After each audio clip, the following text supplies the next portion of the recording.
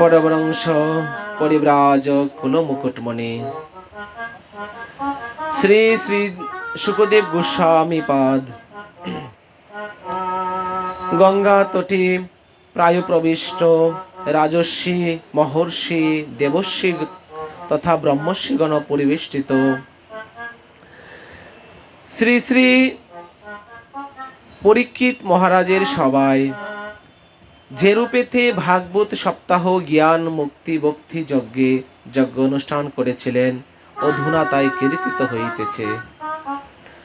পরম করুণা বরুণালয় শ্রী শ্রী শ্রীমন মহাপ্রভু তথা শ্রী রাধারানীর অহৈতুক করুণায় আজ কথা সত্যের প্রথম দিবস।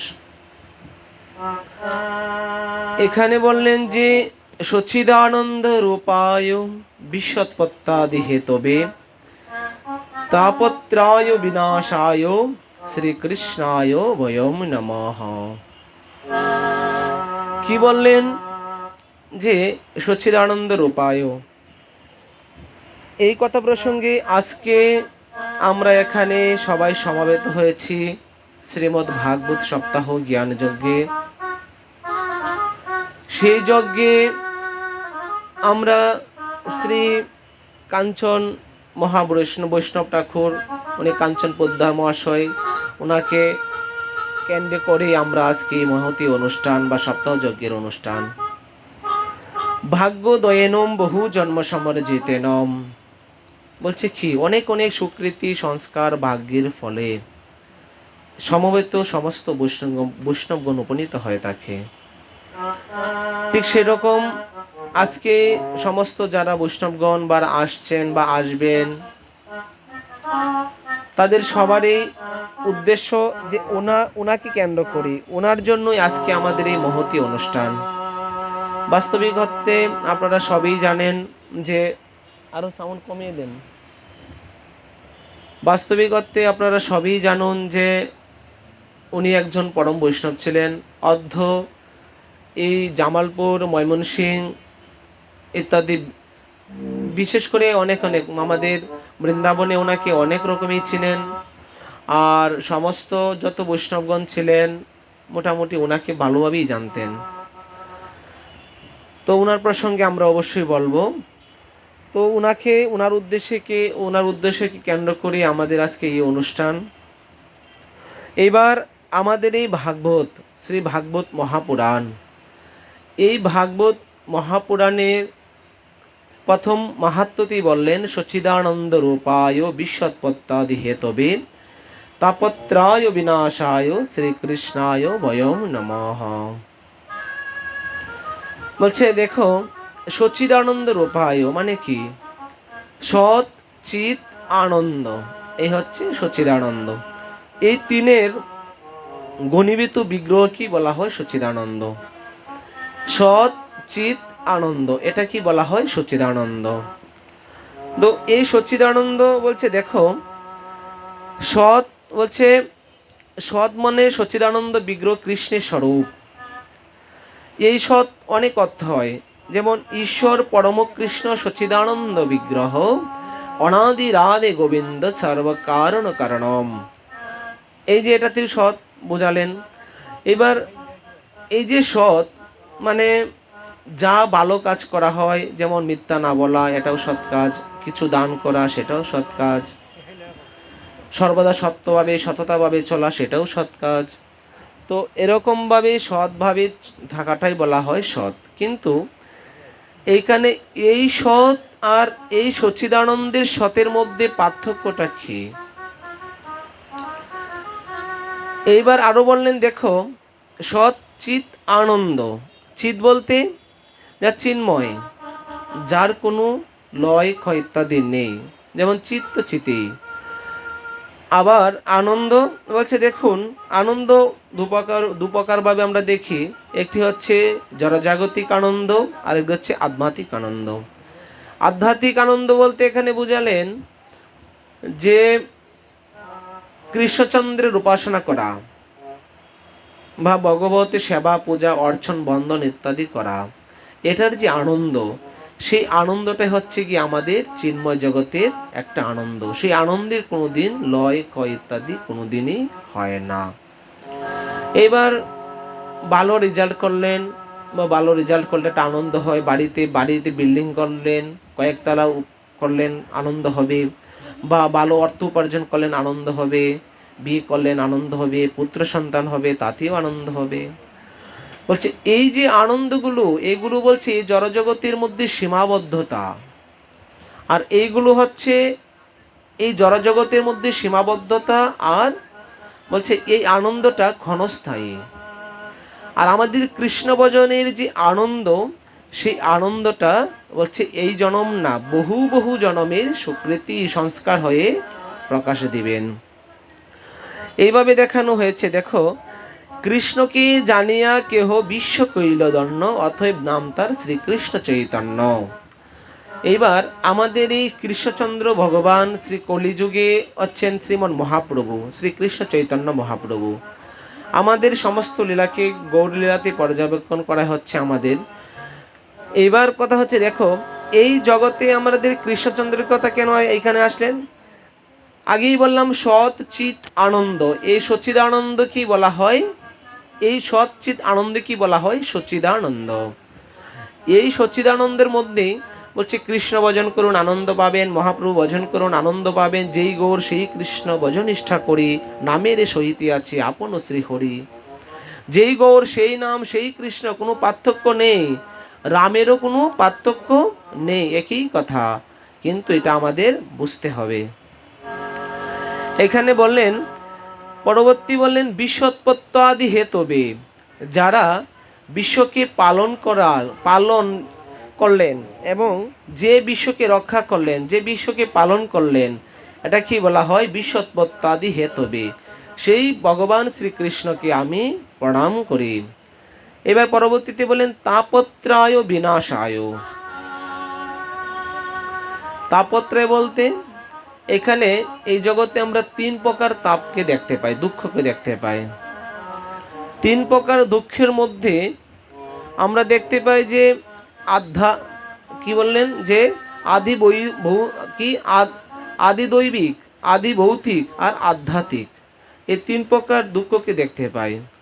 বলছে এই সমস্ত দুঃখকে যদি ভাগ করা যায়, তার মধ্যে আমরা তিন প্রকার দুঃখ দেখতে পাই: আধ্যাত্মিক, আদি দৈবিক এবং আদি ভৌতিক। সমস্ত দুঃখকে তিন ভাগে ভাগ করলেন। তার মধ্যে আদি দৈবিক বলতে কি? আদি দৈবিক আবার দুই প্রকার। একটি হচ্ছে পূর্ব জন্মকৃত যে পাপ, যে কর্মফল ভোগ করলেন বা আমরা ভোগ করি, সেটাকে বলা হয় আদি দৈবিকের এক প্রকার। আবার দেখুন, পূর্বজন্মের পাপ কাজ বা কর্মফল পূর্বজন্মে কিছু ভোগ করে, আর বাদ বাকি বলছে এই জগতেই ভোগ করতে হয়। এই জন্যই এই আদি দৈবিকটা দুই ভাগে ভাগ করলেন। একটা হচ্ছে পূর্ব জন্মকৃত পাপ বা কর্মফল, আর একটা হচ্ছে প্রকৃতিগত। যেমন দেখবেন হঠাৎ করে অতিবৃষ্টি, অনাবৃষ্টি, জলোচ্ছ্বাস, ঘূর্ণিঝড় ইত্যাদি, এ দ্বারা যে আমরা দুঃখ পাই তাকে বলা হয় আদি দৈবিক। আর আধ্যাত্মিক এটা আবার দুই প্রকার, একটা হচ্ছে শারীরিক আর একটা হচ্ছে মানসিক। শারীরিক বলতে এই যে পূর্বজন্মকৃতর যে পাপ তাপ ইত্যাদি এই জন্মে যে ভোগ করব, যেমন সর্দি, কফ, জ্বর, অসুস্থ, কুষ্ঠব্যাধি ইত্যাদি, এগুলো হচ্ছে গিয়ে আমাদের শারীরিক। আর মানসিক বলছে যে কোনো থেকেই দুঃখ পাওয়া, মনের মধ্যে একটা দুঃখ সর্বদা বিরাজমান, এই মনের মধ্যে কোনো শান্তি পাচ্ছি না, অশান্তি, এটাও এক প্রকার দুঃখ। এটাকে বলা হয় মানসিক। আর আদি ভৌতিক কি বললেন? আদি ভৌতিকে বললেন যে কোনো জীব দ্বারা, যেমন কুকুর, বিড়াল, বাঘ ইত্যাদি, হিংস্র সিংহ ইত্যাদি দ্বারা আমরা যদি কোনো দুঃখ পাই, তাকে বলা হয় আদি ভৌতিক। এই তিন প্রকার ভাগ করে দিলেন। এবারে বললেন, দেখো শরীরম বেদি মন্দিরম। শরীর হচ্ছে একটা দেহটা হচ্ছে কি রোগের একটা মন্দির বা আলয়। এটাতে দুঃখ থাকবেই, কষ্ট হবেই, তার মধ্যে দেখেও আমাদের এই ভগবান শ্রীকৃষ্ণচন্দ্রের বা ভগবান শ্রী গোবিন্দচন্দ্রের আমাদের উপাসনা করতেই হবে। এইভাবেই বলতে গিয়ে বললেন, দেখো অন্যান্য পুরাণে বেশ আমাদের ভাগবত মানে অনেক অনেক কথাই বলা আছে। তার মধ্যে অন্যান্য পুরাণ থেকে, যেমন স্কন্দ পুরাণ, পদ্ম পুরাণ ইত্যাদি থেকে আমাদের এই ভাগবতের মহিমা আলোচনা করলেন। অন্যান্য যত গ্রন্থ দেখলেন, সব গ্রন্থের মধ্যে থেকেই প্রথমেই কি বললেন, প্রথমেই ভূমিকা থেকে শুরু করলেন, আর এই জায়গায় ভাগবতের মাহাত্ম্য শুরু করলেন। বলছে এটাও অনেক কথা। এই কথা প্রসঙ্গে বললেন, দেখো অন্যান্য পুরাণ যেমন স্কন্দ পুরাণ, পদ্ম পুরাণ ইত্যাদি থেকে বা অন্য যত সকল পুরাণ আছে, সেই পুরাণ থেকে আমাদের এই ভাগবতের মাহাত্ম্য বর্ণনা আছে। আমাদের এই ভাগবতের মাহাত্ম্যে 6টি স্কন্দ মানে 6টি অধ্যায়েই একটি মাহাত্ম্য, সেই মাহাত্ম্যের মধ্যে আমাদের আলোচনা। প্রথমেই বললেন যে এই ভাগবতের অন্য যত সব গ্রন্থ আছে তার মধ্যে প্রথমে মাহাত্ম্য না, মাহাত্ম্য বলা হয় শেষে, কিন্তু ভাগবতী সর্বপ্রথমে মাহাত্ম্য দিয়ে শুরু। এজন্যই আমাদের আজকের এই সপ্তাহ জ্ঞানযোগে সংকল্প হয়েছে, সকালে মূল পাঠ হয়েছে, এবার বিকালবেলা ব্যাখ্যা। তো এই ব্যাখ্যাতে আমাদের যথারীতি আজকে এই মাহাত্ম্য আলোচনা করে আবার যথারীতি কালকের দিন এই প্রথম স্কন্ধ থেকেই আলোচনা হবে। এবার এখানে শ্রীকৃষ্ণায় বয়ম নমঃ সচ্চিদানন্দ রূপায় বিশ্বৎপত্তাদি হেতবে তাপত্রায় বিনাশায় শ্রীকৃষ্ণায় বয়ম নমঃ। এই যে তাপত্রের কথা বললাম, এইবার শ্রীকৃষ্ণায় বয়ম নমঃ। এই কথা বলতে গিয়ে বললেন, দেখো বয়ং নম বললেন কেন? বলছে এটাকে বহু বচনে দিয়ে দিলেন। শ্রী ব্যাসদেবজি মহারাজ এটাকে বহু বচনে দিয়ে দিলেন কেন? বলছে যারা পরবর্তীতে ভাগবত অধ্যয়ন করবে, পরবর্তীতে যারা এই ভাগবত পঠন পাঠন করবেন, তারা সবাই শ্রী ব্যাসদেবের শিষ্য। এই জন্যই বলছেন একত্রে শ্রীকৃষ্ণায় বয়ম নমঃ, এই বুঝিয়ে দিলেন। এই জন্যই যারা আছেন, যারা পড়বেন তারা সকলেই ব্যাসদেবের শিষ্য, এমন বলে এটা শেষ করে দিলেন।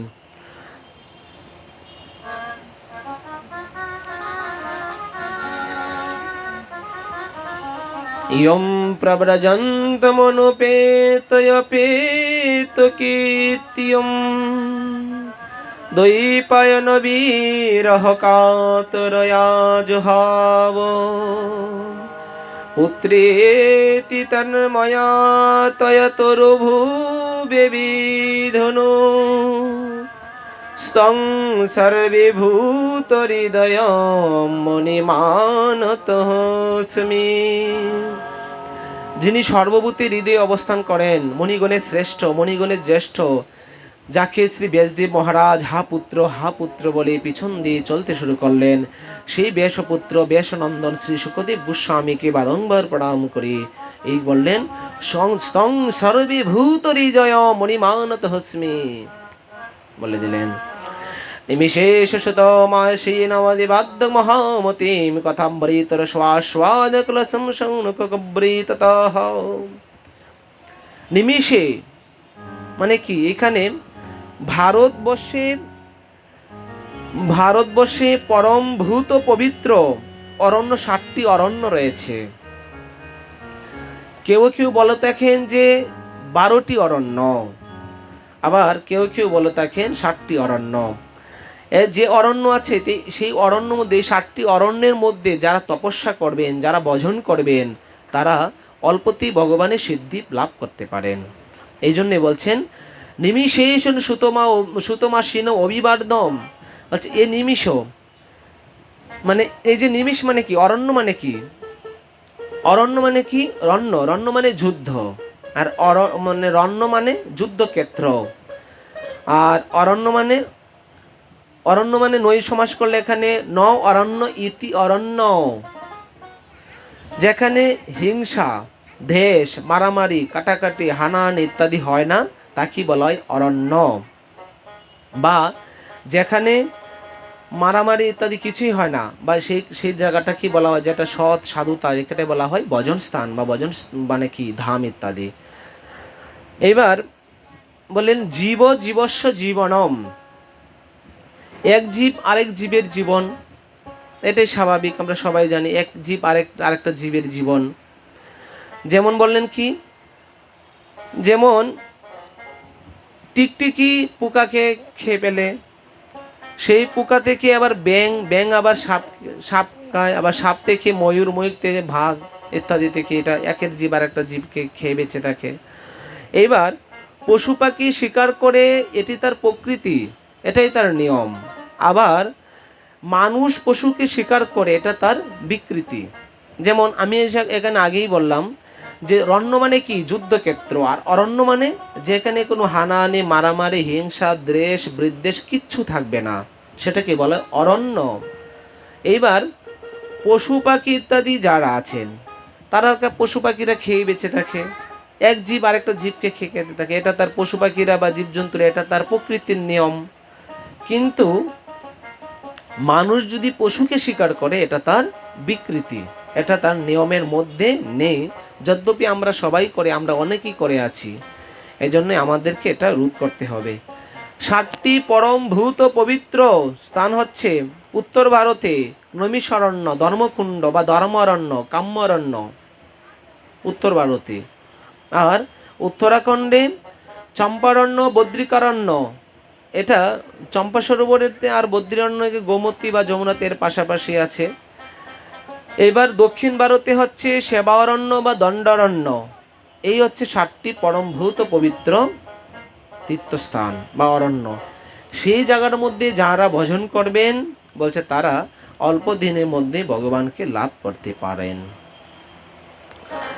এই বলেই প্রথমে কি করলেন, এইবার ব্রহ্মা সেই চিন্তা ভাবনা করেই, মানে মনশ্চক্র, ব্রহ্মা তার নিজের মন থেকে একটা মনশ্চক্র স্থাপন করলেন। সেই অল্প নিমিষেই, এই যে নৈমিষেন একটা শ্লোকই বললেন, এই নিমিষের মধ্যে যে স্থাপন করলেন মনশ্চক্র, সেই মনশ্চক্র মাধ্যমে কি করলেন, সেটা কি বলা হয় নৈমিষা অরণ্য। প্রথমেই বললাম যে নৈমিষ উত্তর ভারতে নৈমিষারণ্য, সেই জায়গার নামটাই হচ্ছে নৈমিষারণ্য। সেই জায়গাতেই ব্রহ্মা কী করলেন, মনুষ্যচক্র স্থাপন করলেন এবং তার মনটাকে দৃঢ়তাকে স্থির শান্ত করে সেই জায়গাতেই কী করলেন, ভজন করতে লাগলেন। আবার সেই জায়গার মধ্যে গিয়ে স্থির হয়ে নৈমিষারণ্য সৃষ্টি করে দিলেন। আর যেখানেই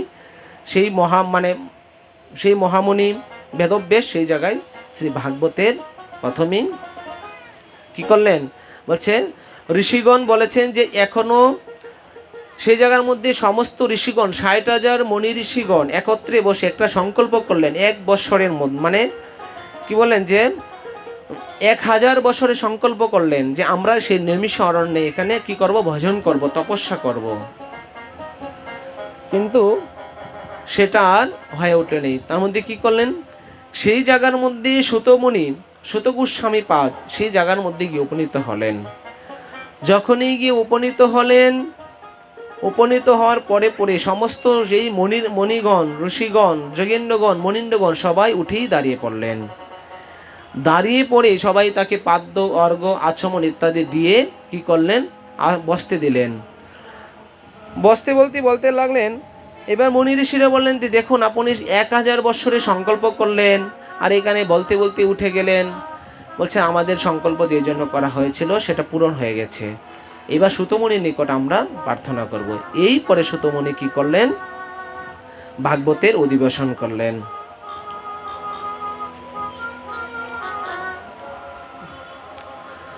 এবার ভাগবতের অধিবেশন করলেন, বলছে কখন, দেখুন আপনি শ্রী বলদেবের কৃপাপাত্র, আপনি শ্রী শুকমুনির কৃপাপাত্র, আপনার শ্রীমুখে ভাগবত শ্রবণ করে আমাদের জীবন ধন্য করব।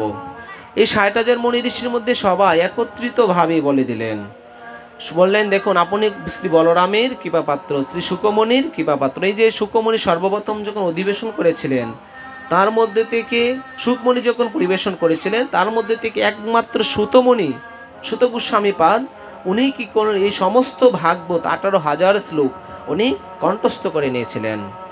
এই জন্যই পরবর্তীতে ওনার মাধ্যমে আমাদের এই জড়জগতে এই ভাগবত প্রকাশ হয়ে গেলেন। বলছে কখন ঐতিহাসিকগণ এখানে বলে থাকেন, পরীক্ষিতের বয়স যখন 35, কলির বয়স তখন 30, আর শুকমুনির বয়স যখন 16, তখনই ভাগবতের প্রথম অধিবেশন। আর তার থেকে অনেক অনেক ছোট হচ্ছেন শ্রী সুত গোস্বামী পাদ। তাহলে কত ছোট! আর ওনাকে দেখে সমস্ত মণিগণ, 60,000 ঋষি মণিগণ সঙ্গে সঙ্গে উঠে দাঁড়ালেন, তাকে পাদ্য অর্ঘ্য আচমন দিয়ে তাকে সম্ভাষণ করালেন। তাহলে কত সুন্দর বলে দিলেন। যখন এই শৌনকের সবাই উপনীত হলেন, 60,000 ঋষিগণ সবাই এসে দাঁড়িয়ে বলতে লাগলেন, অনেকে তার মধ্যে বলতে লাগলেন, দেখুন সামান্যতম একটা ছোট ছেলে, সে কি বলবে? তখনই বলতে লাগলেন, যেই কৃষ্ণ তত্ত্ববত্তা সেই গুরু হয়। যেই কৃষ্ণ তত্ত্ববত্তা বলবে, যেই কৃষ্ণ কথা বলবে, তিনি হচ্ছেন গুরুদেব। কিবা বিপ্র কিবা নেশি শূদ্রকে নয়, সেই কৃষ্ণ তত্ত্ব, যেই কৃষ্ণ তত্ত্ববত্তা সেই গুরু হয়। বলছে দেখুন, বক্তা যদি প্রপন্ন হয়, মানে বক্তা যদি প্রসন্ন হয় আর শ্রোতা যদি প্রপন্ন হয়, সেখানেই তথ্যবস্তু সাক্ষাৎকার হয়ে থাকে। কে বড় আর কে ছোট, কে বড় আর কে ছোট সেটা কোনো পার্থক্য নেই। যেই কৃষ্ণ তত্ত্ববক্তা সেই গুরু হয়।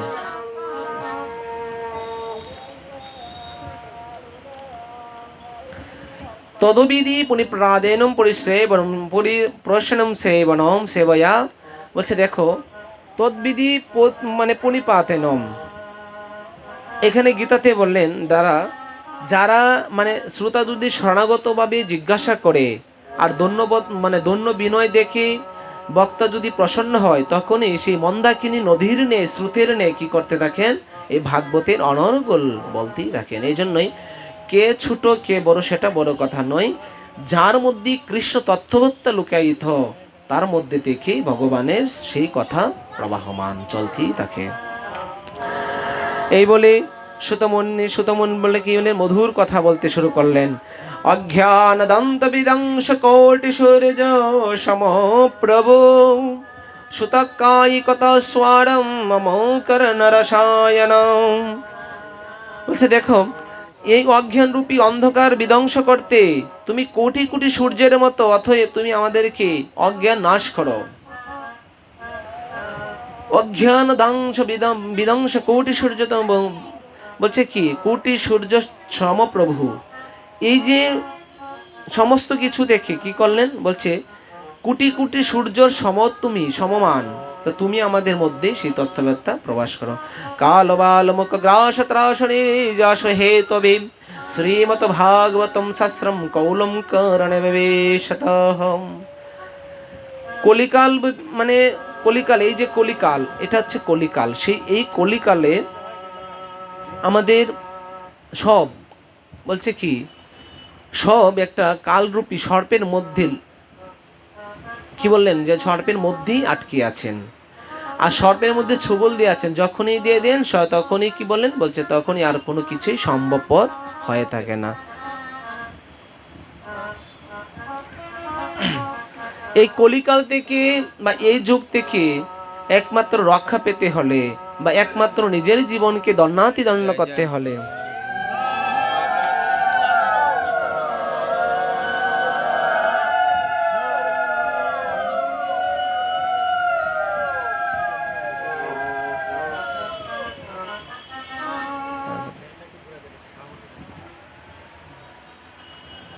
বলছেন কি যে এই কলিকালে তা থেকে রক্ষা পেতে হলে নিজের জীবনকে, নিজের মানব জীবনকে দণ্ডাতিদণ্ড করতে হলে সেই ভাগবত রূপী জ্ঞান, ভাগবত রূপী শ্রবণ করুন, গুরুদেবের মন্ত্র এবং কর্ণে ধারণ করুন, এই বলেই বলতে লাগলেন। এইবার দেখুন, মানে স্বর্গে থেকে দেবতাগণ এসছেন, অমৃত দান করার জন্য কাকে? শুকমণিকে বলছেন, দেখুন শুকমণি, আপনি আমাদের অমৃত দান করিয়ে দেন পরীক্ষিতকে, আর আমাদেরকে সেই ভাগবতরূপী অমৃত দান করুন। আমাদের কাছ থেকে অমৃত নিয়ে পরীক্ষিতকে দান করুন, আর আপনি যে ভাগবত কথা বলবেন সেটা আমাদের মধ্যে প্রচার করে দেন। সাউন্ডটা কমে না? সাউন্ডটা তো কমিয়ে নেন।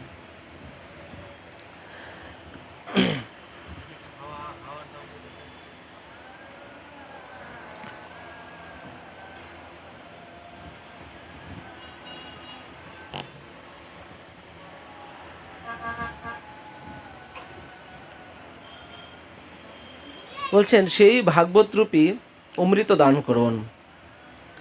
তাহলে অনেক কথা এরকম বলতে লাগলেন, স্বর্গে থেকে অমৃত নিয়ে আসলেন, তথাপি তিনি রাজি হলেন না। বলছেন, না, আমার শিষ্যরূপী আমি তাকে ভাগবতরূপী তত্ত্ব দান করব। এই বলে সমস্ত কিছু দান করতে লাগলেন। বলেন, দেখো, সত্য ৭১ বার সত্য, ত্রেতা, দাপর, কলি চলে গেলে একজন মনু মন্বন্তর অবতার, আকাশে সপ্তর্ষি মণ্ডল আর দেবতাগণ, এই চারজনের পরিবর্তন হয়। তাদের আয়ু নিকটকাল এবং আয়ু ভারিবে না এবং কমবেও না। আবার যে বছর একদিন করে পূজা করিবে, বলছে যে পূজা হয়, তাদের একদিন করে পূজা হবে না। বলছে কি? কিছুই বুঝলাম না। বলছে সত্য, ত্রেতা, দাপর, কলি ৭১ বার যখন যাবে, তারপরে বলছে কি একজন মনু মন্বন্তর সপ্তর্ষি ইত্যাদি এবং মণ্ডল ইত্যাদি দেবতাগণ কি করেন? বলছে যে এই চারজনের পরিবর্তন হয়। এর মধ্যে থেকে যে আমরা যে বছরে একদিন মনে করি, এক বছরে যে আমরা এক বছর পালন করি, তার মধ্যে কি করলেন যে একটা পূজা করা হয়, সেটা আবার তাদের একদিন পূজা হয় না। বলছে ভগবানের একদিন একটা পূজা হয়, বা দেবতাদের একদিন পূজা হয়। যে আমরা প্রতি বছরে যেমন এই যে কিছুদিন আগে দুর্গা পূজা, কালী পূজা ইত্যাদি হয়, আমাদের গণামতে বছরে একবার, কিন্তু তাদের দিনে একবার, এমনভাবেই বাক করলেন। শুকমণি আরও বললেন তার শিষ্যের জন্য, দেখো, তোমরা দেবতাগণ, তোমরা যথেষ্ট আছে, আমি আমার শিষ্যকে যা করার আমি তাই করব, তোমরা তাতে কোনো কিছু প্রয়োজন নেই, তোমরা চলে যাও। আর যদি ভাগবত শ্রবণ করতে যাও, তাহলে এখানে তোমরা শ্রবণ করতে পারো। এই বলেই বলে দিলেন। বলছেন, এই রূপেতে পরীক্ষিতের সেই আসনে কি করলেন? বসতে যাবেন। আজকে আমাদের প্রথম দিবস, মহামহিমার কথা, ভূমিকা। বলছে সেই ভূমিকা প্রথমেই বলতে গিয়ে প্রারম্ভে বলতে লাগলেন, এই যে আমাদের ভাগবত সপ্তাহ, আগেই বললাম যে অন্য অন্য পুরাণাদিতে প্রথমেই ভূমিকা, তারপরে বিভিন্ন মহিমা ইত্যাদি, এবং বললেন কি মাহাত্ম্য কখন হয়? বলছে মাহাত্ম্যকে সবার শেষে বলা হয়, কিন্তু এইখানে ভাগবতে সবার আগে বললেন কেন? বলছে অন্য অন্য পুরাণ থেকে এখানে উদ্ধৃত করা হয়েছে, প্রথমেই মহিমা দিয়ে শুরু করলেন। সেই মহিমা দিয়ে আমাদের সর্বোপরি জানা হবে। সেই মহিমাতে ভক্তিদেবীর উপাখ্যানের কথা বললেন, এমনকি ধুন্ধুকারীর বা আত্মদেবীর উপাখ্যানের কথা বললেন, এবং সপ্তাহের বিধি নিয়মের কথা বললেন। এইবার এই সপ্তাহ অনেক নিয়ম আছে। আমরা এর আগে এখানে আপনারা সুদানী সন্দিনী ভাষায় সেই ভাগবত, বিশিষ্ট ভাগবতের মুখে শ্রবণ করেছেন। বৃন্দাবন থেকে, নবদ্বীপ থেকে মহারাজের আসছেন, আপনারা এখানে শ্রবণ করেছেন। যদ্যপি আপনারা এখানকার সবাই ভক্ত, সবাই বৈষ্ণব, আর আমাদের সর্বোপরি সর্বশ্রেষ্ঠ জ্যেষ্ঠ হচ্ছেন আমাদের সেই মামাজি, কাঞ্চন মামাজি। ওনার কৃপাতেই আমাদের অন্যান্য যে বছর তুলনায় আমাদের অনেক অনেক বৈষ্ণবদের সমাগম ছিল। উনি সর্বদা একটা কথা বলতেন যে, মামা, আমি একটা বৈষ্ণব মেলা করতে চাই, আমার বৈষ্ণবের দরকার, তুমি যত বৈষ্ণব পারো আমাদের এখানে পাঠিয়ে দাও। ওনার বৈষ্ণবতা, দৈন্যতা, তৃণাদপিতা অতুলনীয়। যদ্যপি আমাদের যে আমি এর আগে এখানে একবার এসেছি প্রথম সপ্তাহের মধ্যে, তখন উনি কি করবে না কি করবেন কোনো জ্ঞান নেই, অজ্ঞান হয়ে গেলেন। আমাদের কি করে সেবা করবেন, কি করবেন, একমাত্র বৈষ্ণবতা দেখতে গেলে ওনার মধ্যেই প্রকাশ পায়। আর এইবারও এসছি আমরা, কিন্তু মন থেকে ততটুকু আনন্দ নেই। ঘরে প্রথম ঢুকেই মনটা নষ্ট হয়ে গেল, কারণ গড়ে এর আগের বার ঢোকার পরেই যদ্যপি ওনার মধ্যে যা কিছু দেখলাম, আর এইবার একা একা ওনার মধ্যে আর কি উনি নাই। একবারে গড়ে ঢুকেছি, কিন্তু গড়ের ঢুকা মতোই, কিন্তু আনন্দ কোনো কিছু উপলব্ধি করতে পারলাম না। আচ্ছা, যার উদ্দেশ্যে ভাগবত আজকে আমরা সংকল্পিত হলাম, ওনাকে কেন্দ্র করে অবশ্যই ওনার জন্য শ্রী ভগবানের নিকট ও শ্রী ভাগবত ভগবানের নিকট সর্বোপরি প্রার্থনা থাকবে উনি যেখানে আছেন যেন ভাগবতের সেবা ভগবানের সেবায় সর্বজা নিয়োজিত থাকেন। ওনার গুণগান বৃন্দাবনে আমি ছিলাম, এই যে আমার বাইগ্নেও গেল দীপ্ত, কাঞ্চন মামাও গেলেন, সবাই মামিও গেলেন, সবাই একসাথে গেলেন। ওইখানে গিয়ে কী পরিমাণ সাধুদের সেবা, সত্যি ওনার সাথে কিছুদিন মানে থেকে দেখলাম যে সত্যি সাধু সেবা কাকে বলে বা ধন্যতা কাকে বলে। ওনা মানে আমার এই ছোটো মুখে প্রশংসা করা অসম্ভব। আর একটা কথাই তো বলে মামার মানে মার কাছে মামার কথা বলা, আপনারা তো সবই জানেন, আমি আর কি বলবো। আচ্ছা যাই হোক, এইবার শ্রীমদ্ ভাগবত হচ্ছে গিয়ে ব্যাসদেবের অন্তিম গ্রন্থ, কিন্তু এই মহিমা পদ্মপুরাণ বা স্কন্দপুরাণ থেকে বা অন্যান্য পুরাণ থেকে নেওয়া হয়েছে। এবং এই শ্রীমদ্ ভাগবতী জ্ঞান শক্তির আবেশ অবতার হচ্ছেন শ্রী ব্যাসদেব। এই ভাগবতের মানে ভাসদেব প্রকট করলেন, সেটা কৃষ্ণের আবেশ অবতার হচ্ছেন শ্রী ব্যাসদেব, বা সপ্তবেশ অবতার হচ্ছেন শ্রী ব্যাসদেব। এই জন্যই বলছেন তিনি সবই জানেন এবং সব কিছু জানেন, তথাপি উনি আমাদের মধ্যে সেটা নিত্য ভাগবত নিত্য এবং চিরকালের জন্য উনি প্রকাশ করে দিলেন। বলছে 18টি পুরাণের মধ্যে কৃতিত্ব হলেন শ্রী ভাগবত ভাঙময় মূরতি। আমরা 3টি বিগ্রহ দেখতে পাই, ভাঙময়, মিন্ময় আর চিন্ময় বিগ্রহ। এই 3 প্রকার বিগ্রহের মধ্যে আমাদের ভাঙময় বিগ্রহ, চিন্ময় বিগ্রহ আর মিন্ময় বিগ্রহ। বলছে মিন্ময় বলতে যারা আমরা বিভিন্ন মাটি বা বিভিন্ন মানে তামা দশা ইত্যাদি কাঠ ইটকাঠ ইত্যাদি তৈরি করা হয়, বা এটাকে আবার 9 প্রকার বিগ্রহের কথা বলা হলো, সেটাকে বলা হয় মিন্ময় বিগ্রহ। আর চিন্ময় এই যে ভাগবত বলুন, স্কন্দপুরাণ বলুন, পদ্মপুরাণ বলুন, এগুলো সবাই সেই জায়গায় প্রবাহমান মূর্তিরূপী মানুষরূপী বিদ্যমান, এই জন্য তাদেরকে বলে চিন্ময় বিগ্রহ। আর মিন্ময় বুঝলাম কাঠের হতে পারে, মাটির হতে পারে, শৈলীর হতে পারে, ধাতুর হতে পারে, বা 9 প্রকার বিগ্রহের কথা বললেন, আমাদের পরবর্তী পাঠে আসবেন। এইবার আমরা একটা বিগ্রহ কি বাংময় বিগ্রহ। বাংময় বলতে বাণী স্বরূপ, অক্ষর স্বরূপ। যেমন এই অক্ষর স্বরূপ বিগ্রহ হচ্ছেন শ্রী গ্রন্থ শ্রীমদ্ ভাগবত মহাপুরাণ। বলিয়ে শ্রী ভাগবত মহাপুরাণ কি জয় জয় শ্রী রাধেশ্বর।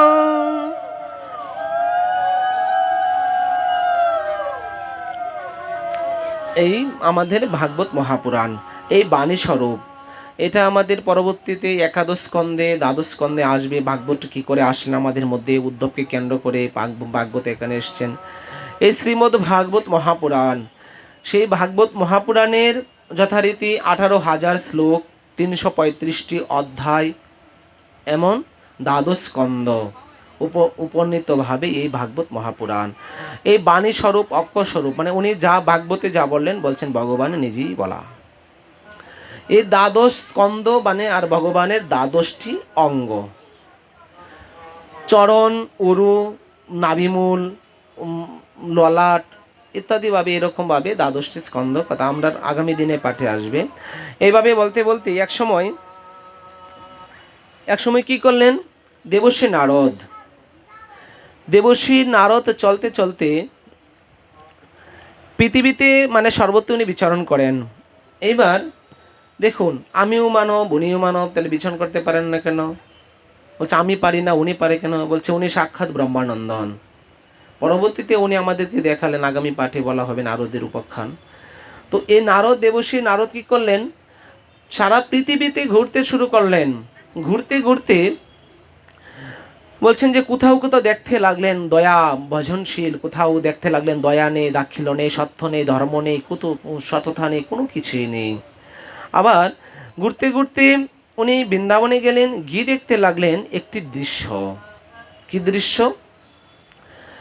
এক সুন্দরী তরুণী, তার 2 পাশে 2 বৃদ্ধ শুয়ে আছে।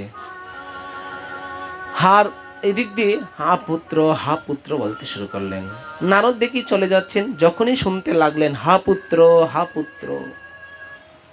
তখনই কি করলেন, তখনই পিছন দিয়ে আবার তাকালেন। যখনই তাকালেন তখন সেই দেবী মানে তরুণ যুবতী শ্রী মানে তুলসী দেবী বা বৃন্দা দেবী, সেই তরুণী মানে তুলসীর কি করলেন, দেখি ও সাধু বাবা এদিকে আসুন, নারদকে ডাকতে শুরু করলেন। ডাকতে ডাকতে বলতে লাগলেন যে আপনি সাধু মানুষ এখানে এসছেন, তো আমাকে কিছু উপকার করুন। বলছে আপনি কে? বলছে আমি ভক্তি।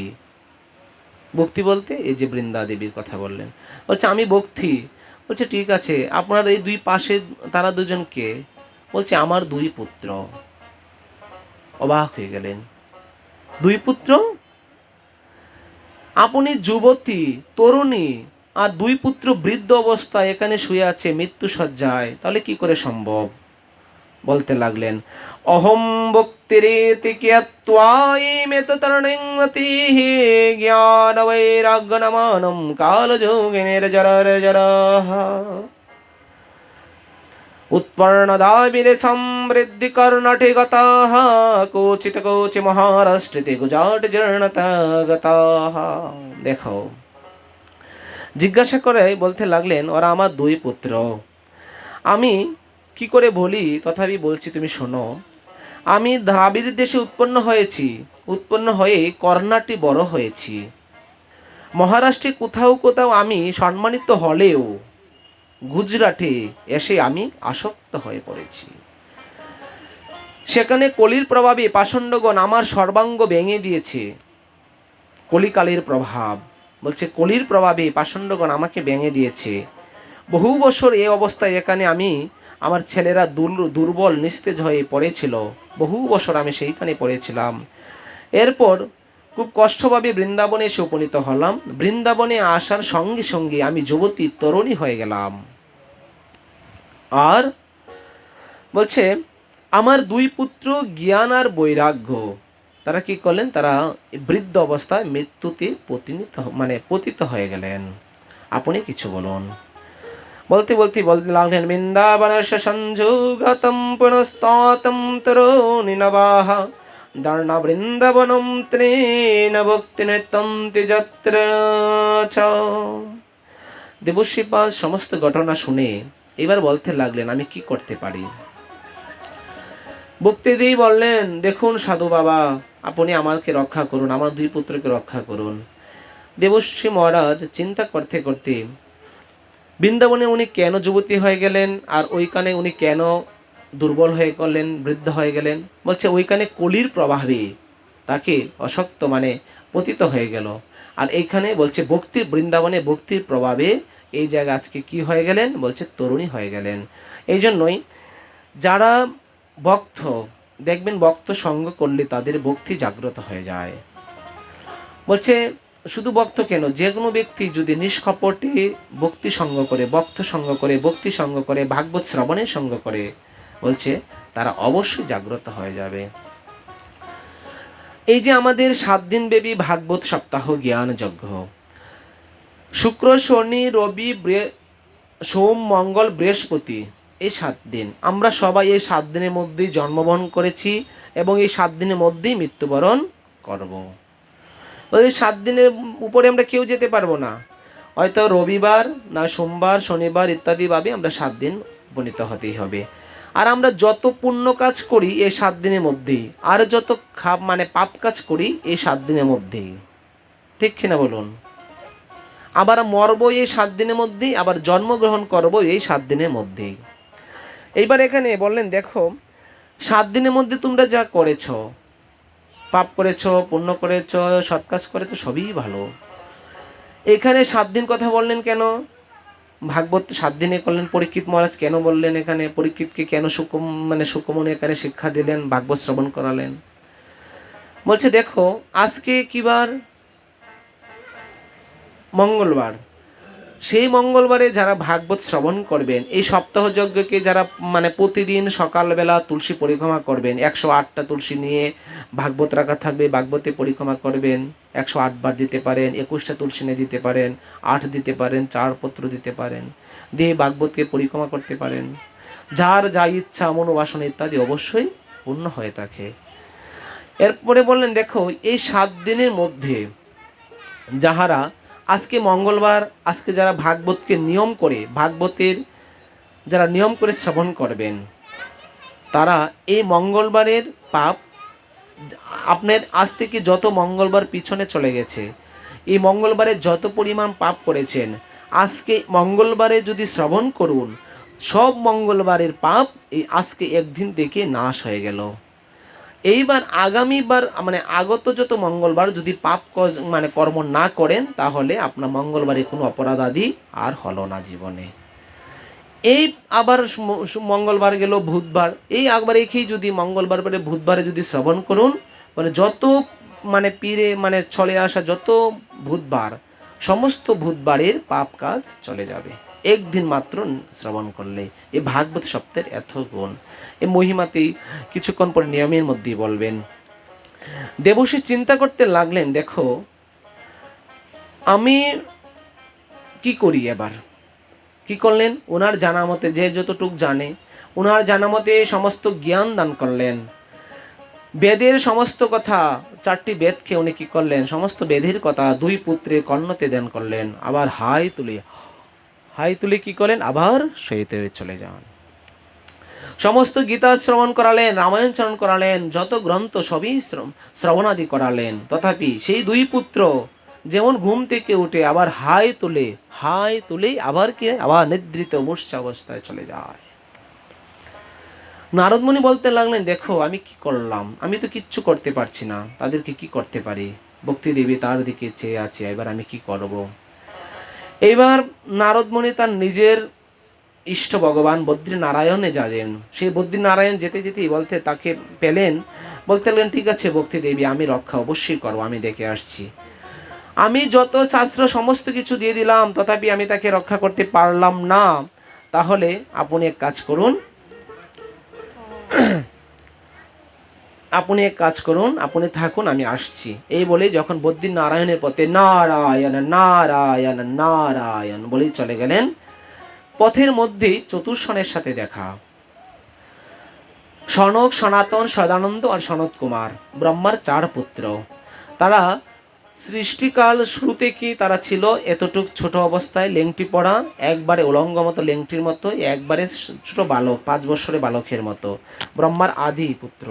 এজন্যে বলা হয় একসাথে সবার নামের সাথেই সহাগ আছে, এই জন্য বলা হয় চতুর্শন। 4 জনকে একসাথে চতুর্শন বলা হয়।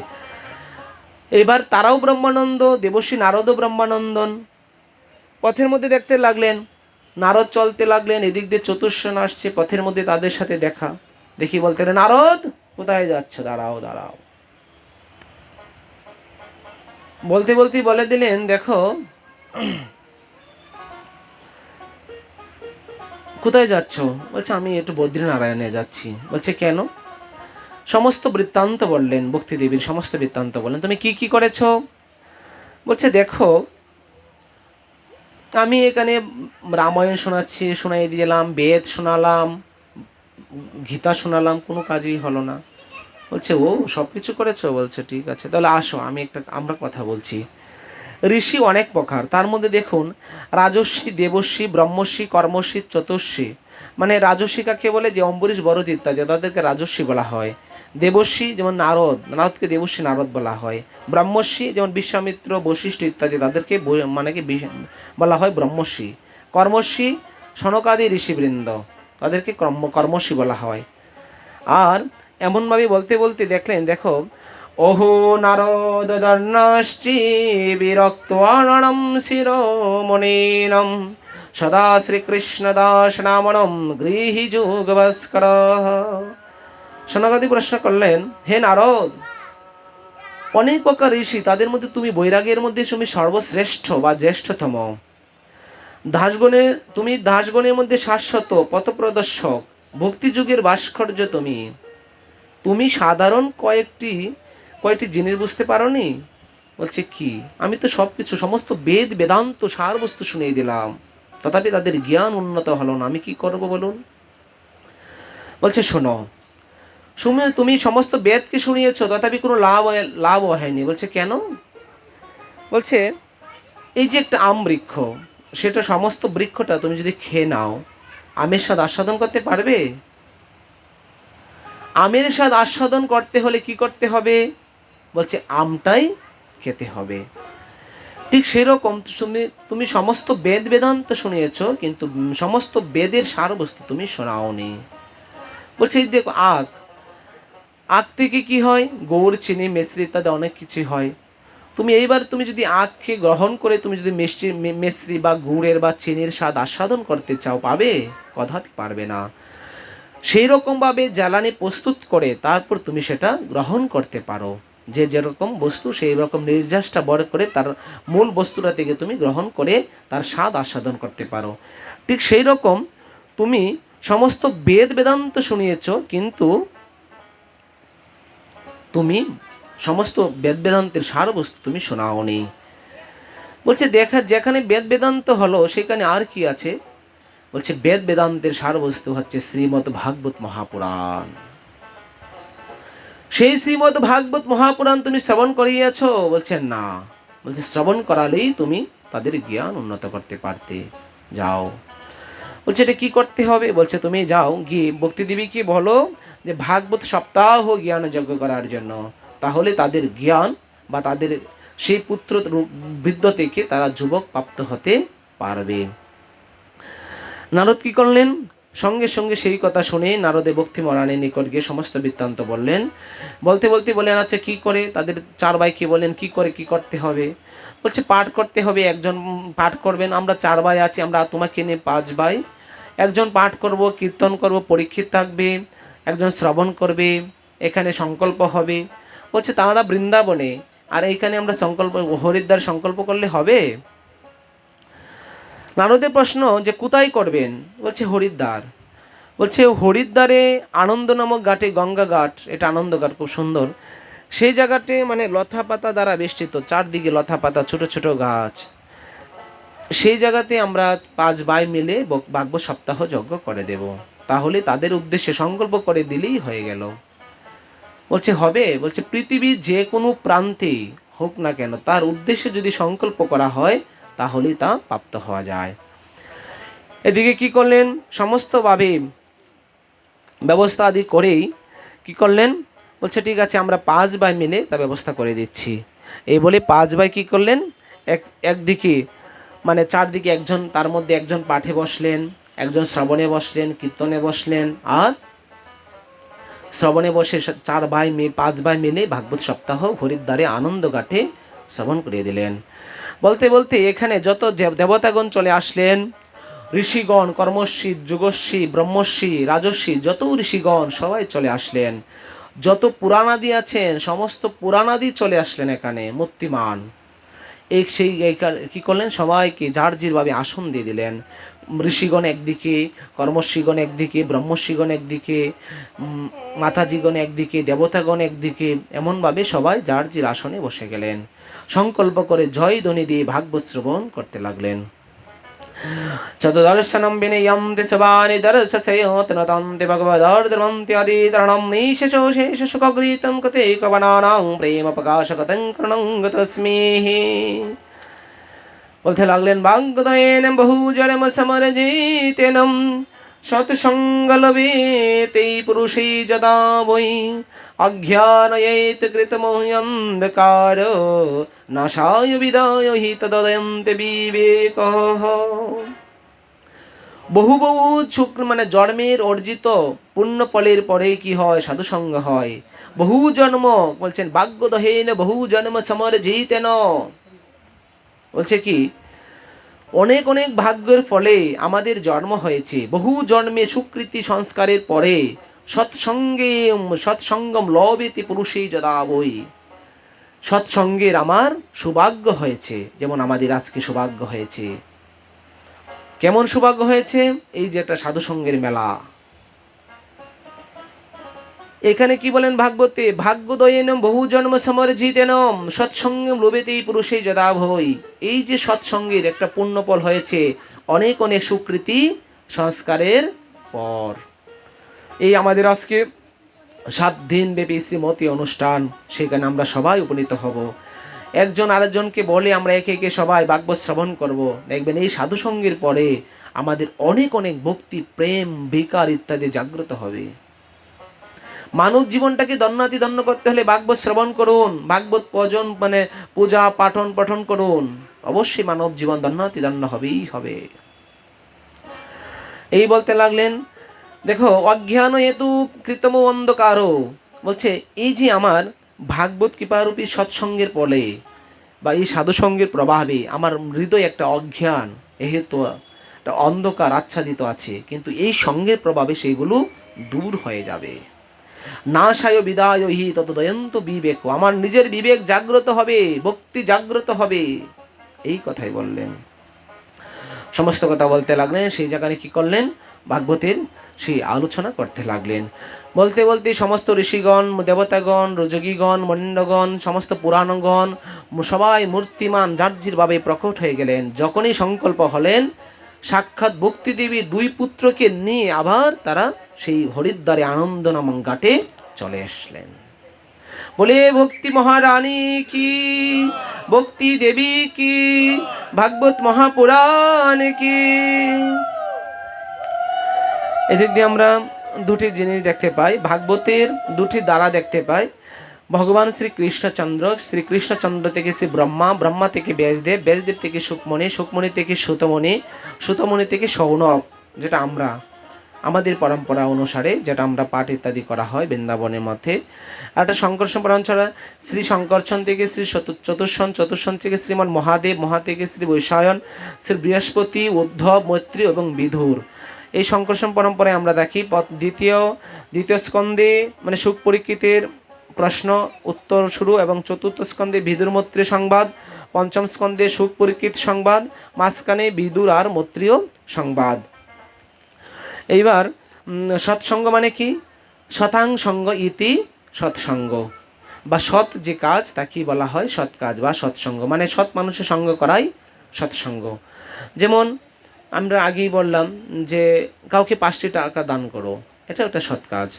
অন্নহীনকে অন্ন দান করো, সেটাও সৎ কাজ। বস্ত্রহীনকে বস্ত্র দান করো, এটাও সৎ কাজ।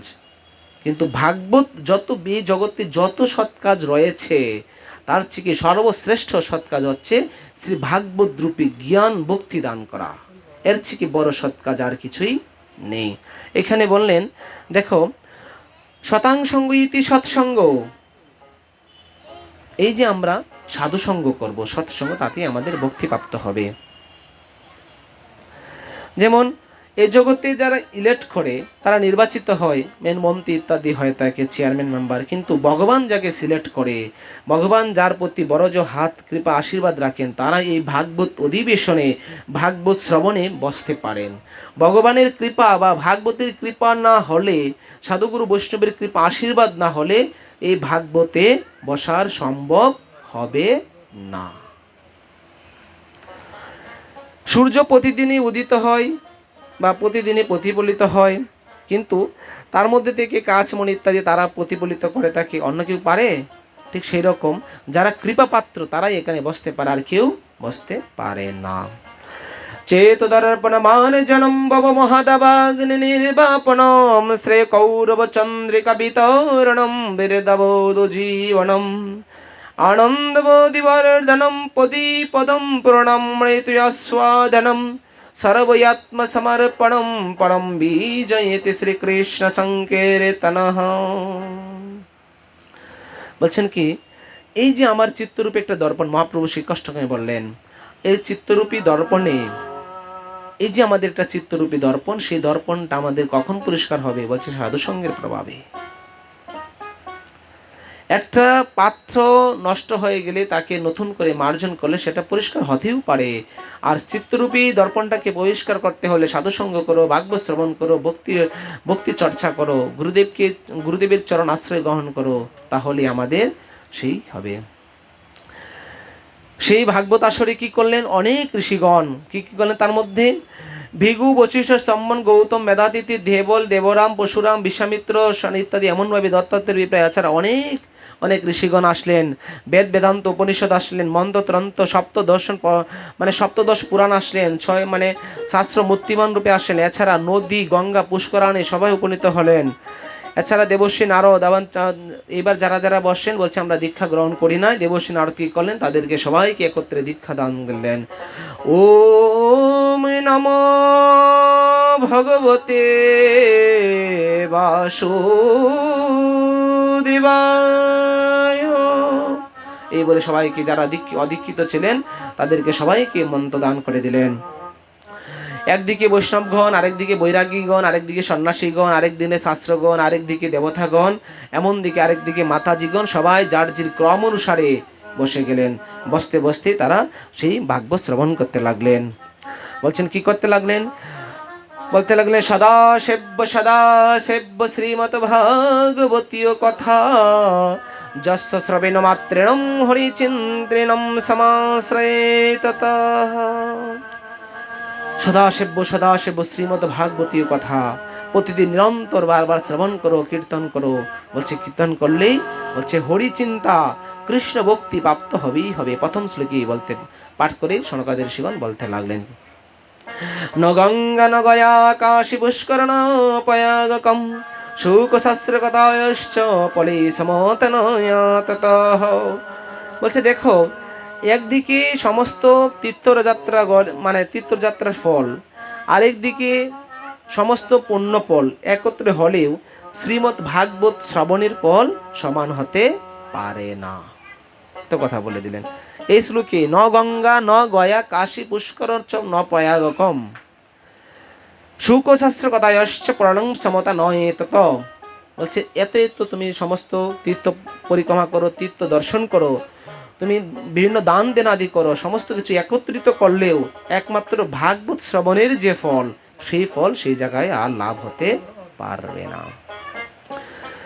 শ্লোকারদম শ্লোকপাদিনম বনিত্য ভাগবত উদ্ভবম পটস্থ শোকেনম চিপরম গতিমহ।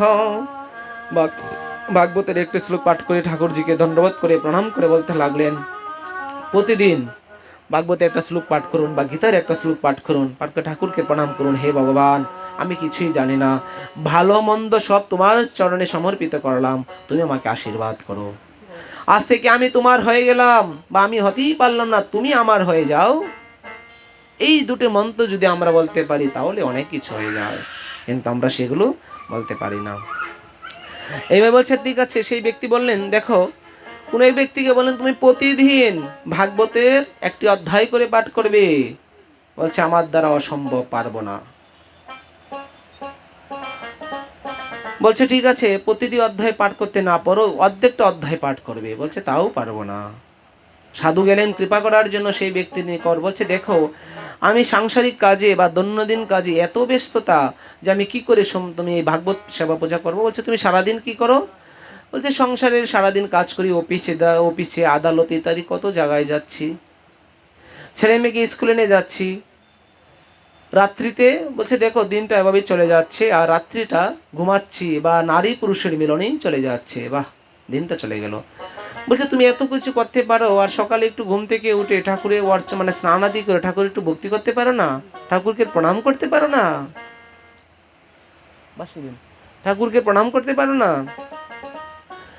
বলতে লাগলেন দেখো, ঠাকুরকে কি করে প্রণাম করব? আমার দৈনন্দিন কাজেই তো আমি ব্যস্ততা, আমি কি করে করব? আমার তো সময় নেই। বলছে সময় কবে হবে? বলছে ঠিক আছে, একটি অধ্যায় পড়তে হবে না, অর্ধেকটা অধ্যায় পড়তে হবে না, প্রতিদিন 5টি করে শ্লোক পাঠ করবে। বলছে তাও পারবো না। বলছে তাও পারবে না? বলছেন না।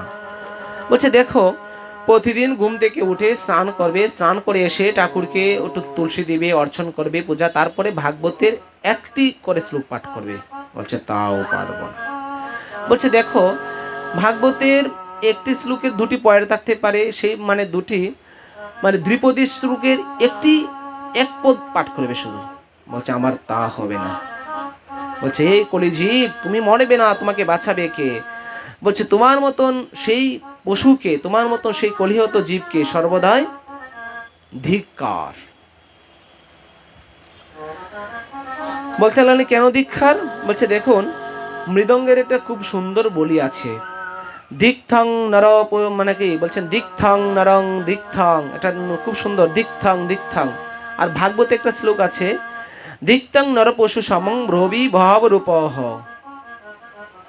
এই যে ভাগবতের শ্লোকটা বলছে তুমি যদি পারো, তাহলে তুমি যদি প্রতিদিন ভাগবত পড়তে পারো, তোমার জীবন ধন্যাতি ধন্য। তুমি যদি ভাগবত না করতে পারো, তোমাকে ধিক্কার ধিক্কার। মৃদঙ্গ বাজাচ্ছে দিকথাং দিকথাং, এটাকে বলা হচ্ছে যেন ধিক্কার, তোমাকে ধিক্কার জানাচ্ছি, তোমার মতো জীবকে সর্বদা ধিক্কার জানাচ্ছি।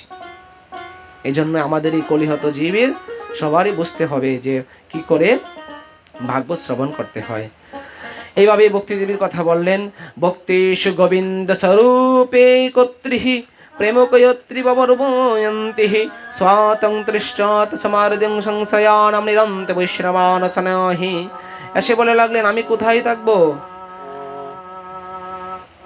চতুর্শন বললেন তুমি ভক্তদের কাছে স্বরূপণে প্রদান করিবে, অতএব তোমাকে নিরন্তর বিষ্ণু ভক্তদের হৃদয়ে বাস করো। নারদমুনি বলেছিলেন আমি যদি দেবশ্রী নারদ হয়ে থাকি তোমাকে প্রতি ঘরে ঘরে স্থাপন করব। দেবশ্রী নারদের প্রতিজ্ঞা ছিল। যখন এই ভক্তিদেবী এখানে উপনীত হলেন সঙ্গে সঙ্গে চতুর্শনকে জিজ্ঞাসা করলেন আমি কোথায় থাকবো? বলছে যারা বিষ্ণু বা কৃষ্ণ ভক্ত তাদের হৃদয়ে তুমি অবস্থান করিবে। এই বলেই বলে দিলেন। ভক্তির 6টি গুণ, তার মধ্যে ক্লেশ, শুভ, মুক্তি, সুদুর্লভ, ঘাড়, ঘনীভূত, আকর্ষণ, এই 6টি গুণ। প্রথম দুটি সাধন ভক্তি, দ্বিতীয় দুটি ভাব ভক্তি, তৃতীয় দুটি প্রেম ভক্তি। মানে এই যে প্রেম যেন বৈষ্ণব থাকবে তাদের মধ্যে থেকে, ভক্তি থেকে মানে সাধন ভক্তি থেকে ভাব, ভাব থেকে ভক্তি, ভক্তি থেকে প্রেম, এমনভাবেই ভক্তির তাৎপর্য বলে দিলেন। সকল ভুবন মর্দিনী জনস্তেহ পিতর্ণয় নিগমতিদর্তিং স্ত্রীশং শ্রী হরি ভক্তি একাহ হরিরোপি নিজলোকনম সর্বয়ত্তং বৈয়ায়নং প্রবেশরিতি সত্যনং ভক্তি সূত্রতে গৌণত্তমঃ। বলছে দেখো এই ভক্তির মধ্যে বলছে ভক্তি কত প্রকার? বলছে ভক্তি এক প্রকারই, অনেক নামে পূজিত হচ্ছে। একা, পরা, কেবলা, অনয়া, নিশ্চলা, পুষ্টা, উত্তমা, নির্গুণা, বলছে এত এত নাম। তার মধ্যে আমরা বিশুদ্ধা, কেবলা ইত্যাদি ভক্তি আমরা জাগ্রত, এভাবেই বলা হয়। এইভাবেই সব দেবশ্রী নারদ সপ্তযজ্ঞের আনো কথাবার্তা বললেন। এমনকি যত পশু পাখি, কীট পতঙ্গ, বৃক্ষরাজি সমস্ত কিছুকে এই সপ্তযজ্ঞেতে উদ্ধার করে দিয়ে দিলেন। এইভাবেই ভক্তি মরানীর। আর বললেন কি? বলছে আর কি কি হবে দেখো। সত্য থেকে অচ্যুত যারা মাথা পিতা নিন্দুক, নানা রকম বিষয় বা বাসনায় মর্থ, যারা সর্বদা পাপ কর্মে লিপ্ত, যারা স্ত্রীকে হত্যা করে, যারা গুরুপত্নীদের গ্রহণ করে, অনেক যত সহস্র পাপ আছে সবাই পাপের কথা বললেন। তার মধ্যে 5 প্রকার পাপের কথা বললেন। পঞ্চগ্রাচ পঞ্চয়ানম চবনম কারণম। বলছে দেখো এই 5 প্রকার শ্রেষ্ঠ পাপ জগতের সর্বশ্রেষ্ঠ। কি কি পাপ? বলছে মদ্যপান, যারা মদ পান করবে তাদের কোনোদিন উদ্ধার হয় না। বলছে যারা ব্রহ্মা হত্যা, যারা ব্রহ্মাকে হত্যা করে বা ব্রাহ্মণকে হত্যা করে তাদের কোনোদিন উদ্ধার নেই। স্বর্ণচুর, যারা সবর্ণ স্বর্ণ ইত্যাদি চুরি করেন। এই যে 5 প্রকার পাপের মধ্যে এই 5টি পাপ সর্বপ্রধান। প্রথম হচ্ছে মদপান এক প্রকার, তারপরে হচ্ছে ব্রহ্মা হত্যা বা ব্রাহ্মণকে হত্যা করা, তারপরে হচ্ছে কি সুবর্ণ স্বর্ণ চুরি করা। আহার বলছে গুরুপত্নীতে গমন। আহার বলছে বিশ্বাসঘাতকতা। এই 5 প্রকারের পাপ সর্বোপরি। এই 5 প্রকারের পাপও কোনোদিন মুক্ত হওয়া যায় না। একমাত্র এই ভাগবত সপ্তাহ জ্ঞান যজ্ঞ শ্রবণ করলেই এই 5 প্রকারের পাপ থেকে মুক্ত হতে পারবো। বলছে বাহ, খুব সুন্দর কথা। কয়দিন পরে পরে ভাগবত সপ্তাহ হবে, আমরা যা কিছু স্বর্ণ চুরি করবো, মদ খাবো, গুরুপত্নীতে গ্রহণ করবো, সবকিছু করব, অবশেষে ভাগবত শ্রবণ করে আমরা পাপ থেকে মুক্ত লাভ করব। বাহ, কি সুন্দর কথা। বলছে অসম্ভব বলে দিলেন। কেন? এদিকে যে শ্রবণ করব, আমি যখন শুনে যাব যে এগুলো পাপ থেকে মুক্ত হতে পারবো এই শ্রবণ করার পর, এবার আমি জেনে শুনে যদি সেই পাপ কাজগুলো আবার পুনরায় করি তাহলে আর হবে না।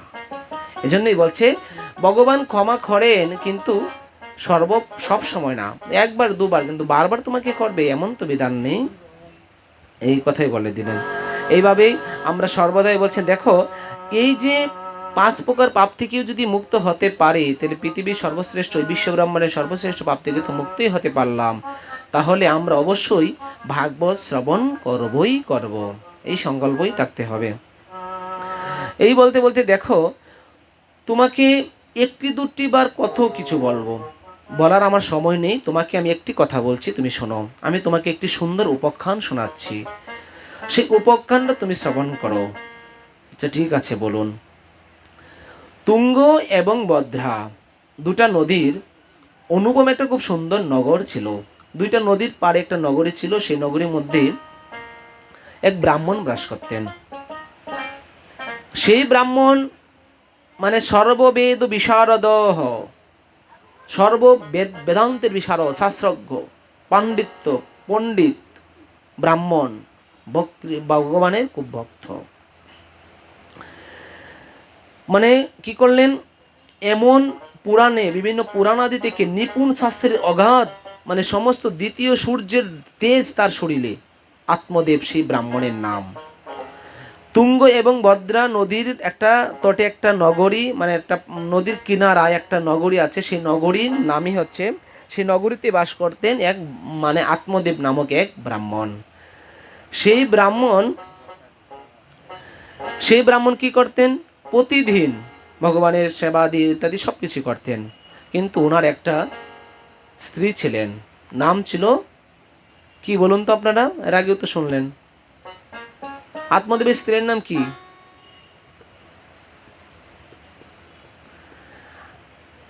আমি বলে দিচ্ছি, তারপরে আবার যদি কেউ প্রশ্ন করে অবশ্যই বলতে হবে। আত্মদেবের স্ত্রীর নাম হচ্ছে দুন্দুলি। আত্মদেব ছিলেন ব্রাহ্মণ, উনি খুব খুব শাস্ত্রজ্ঞ ছিলেন। তার স্ত্রীর নাম হচ্ছে দুন্দুলি। দুন্দুলি হচ্ছেন খুব জগরাটে মহিলা, সর্বদা ঝগড়া। এদিক দিয়ে হেঁটে যাবে, যদি কেউ যায় তাকে তার সাথে ঝগড়া করে দিবে। এই তুই অন্ধ, তোর শ্বশুর অন্ধ, তোর শাশুড়ি অন্ধ, তোর বাসুর অন্ধ।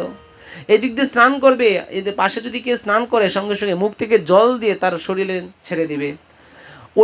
মানে ওই ঘাটে চান করবে, আর ওই ঘাটে যদি আর একজন থাকে, একদম জলে ডুব দিয়ে ওকে নিয়ে টেনে এসে নদীতে নিয়ে আসবে। এমনভাবে তার ঝগড়াটে। বলছে দেখো সবাই আত্মদেবকে মানে বিচার নালিশ ইত্যাদি দেয়। বলছে দেখো তোমার ঘরে, তুমি এত বড় ব্রাহ্মণ, এত শাস্ত্রজ্ঞ, কিন্তু তোমার ঘরে একটা রমণী এনেছো বাবা, সবার সাথে ঝগড়া করে, সারা গ্রাম অতৃষ্ট হয়ে গেছে। তুমি একটা বিধান করো, একটা কিছু করো না। বারবার আত্মদেব এসে ঘরে এসে বলতেন, এই তোর জন্য কি আমি এমনভাবেই মানুষের নিকট অপমানিত হতে থাকবো? তুই আর ভালো হতে পারবে না, কবে ভালো হবে বল? বলছে আমি তো সর্বদাই ভালোর দলেই তো। আমি ভালো না কেন? আমি তো সবই তো ভালো। বলছে ভালো কি করিস? একে দৌড়িস, ওর সাথে ঝগড়া করিস, ওর এটা করিস, ওইটা করিস। বলছে এগুলো কথাই করবে না।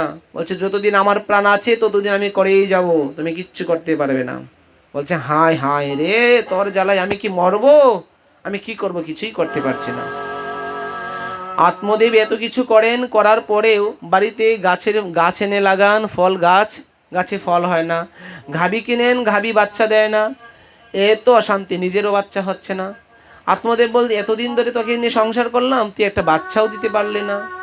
বলছে আমি কি দিতে পারবো? আমার কি সম্ভব আছে, ক্ষমতা আছে? সব তো প্রভুর ইচ্ছা। যদ্যপি প্রভুর ইচ্ছা, তথাপি তো নিজেরও তো কিছু মানে নিজেরও কিছু করার, অনেক কিছু করার থাকে। আচ্ছা যাই হোক, এই বলেই প্রতিদিন বলছে আচ্ছা তোকে অপয়া বলে, আমাকেও তোর সাথে সাথে আমাকেও বলে। আমি এই দিক দিয়ে হেঁটে যাচ্ছি, বলছে অপয়ের মুখ দেখবো না, এই বলে মুখ দেখে নেই। এগুলো লজ্জাজনক, এগুলোকে আর ভালো লাগে? এমনভাবে সর্বদাই বলতে লাগেন। আত্মদেব খুবই কষ্ট, খুব দুঃখিত, বেদিত, কিন্তু সেই ধুন্দুলি মহাপাপী, মহাজঘন্য। বলতে বলতেই বলে দিলেন। ধুন্দুলি কি করলেন, বলতে লাগলেন দেখো, আরেকদিন রাস্তা দিয়ে আত্মদেব যাচ্ছেন, তাকে 2-4 জন মিলে অনেক কথা বলে দিলেন। আত্মদেব রাগে ক্ষুধিতভাবে বাড়িতে আসছেন। এই আজ থেকে আমি বাড়ি ঘর সব কিছু তরে দিয়ে আমি চলে যাচ্ছি, আমার এই নিজের জীবনকে শেষ করে দেব। এই বলে আত্মদেব কি করলেন, সংসার ত্যাগ করে বনে চলে গেলেন। বনে গিয়ে দেখতে লাগলেন কোথায় এক সাধু বাবা ওইখানে কি ভজন করছে, স্নান করতে লাগলেন। এই দৃশ্যটা দেখেই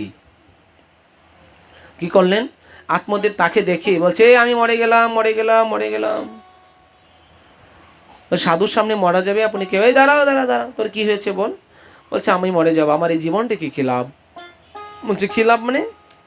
আত্মহত্যা মহাপাপ। বলছে তোর দুঃখ কি? বলছে দেখো আমি এতদিন ধরে বিবাহ করলাম, আমার কোনো সন্তানাদি হয় না। এমনকি বাড়িতে একটা বৃক্ষ লাগালেও সে বৃক্ষ থেকে ফল দেয় না, ফুল দেয় না। একটা গাভী আনলাম, গাভী থেকে বাচ্চা দেয় না। আশেপাশে সবাই আমাকে অপয়া, অলক্ষণ ইত্যাদি বলে থাকে। আর কত সহ্য হয় বলো? বলতে লাগলেন, বলতে বলতে দেখো, বলছে আমার হাতটা দেখুন। সাধু বাবা তাকে দিকে তাকিয়ে বলতে লাগলেন যে তোমার মধ্যে তো সন্তান নেই বা সন্তান হবেও না। বলছে সন্তান হবে না তুমি কি করে জানলে? বলছে আমি তোমাকে দেখে বুঝতে পারলাম যে 7 জনম পর্যন্ত তব পুত্র নৈবছ, তোমার 7 জনম পর্যন্ত কোনো সন্তান হবে না, যাও তুমি তোমার মতন ফিরে যাও। বলছে হায় হায় হায়, আমার জীবনটা রাখতে পারলাম না, আমি মরেই যাব। এই বলে কি করলেন, মরতে গেলেন। বলছে শুনেছি যে সাধুর সাথে সম্মুখে মরলে সাধুর সমপাপ, তাহলে আমি আপনার সামনে মরবো, তাহলে আপনারও পাপ অর্ধেক হবে।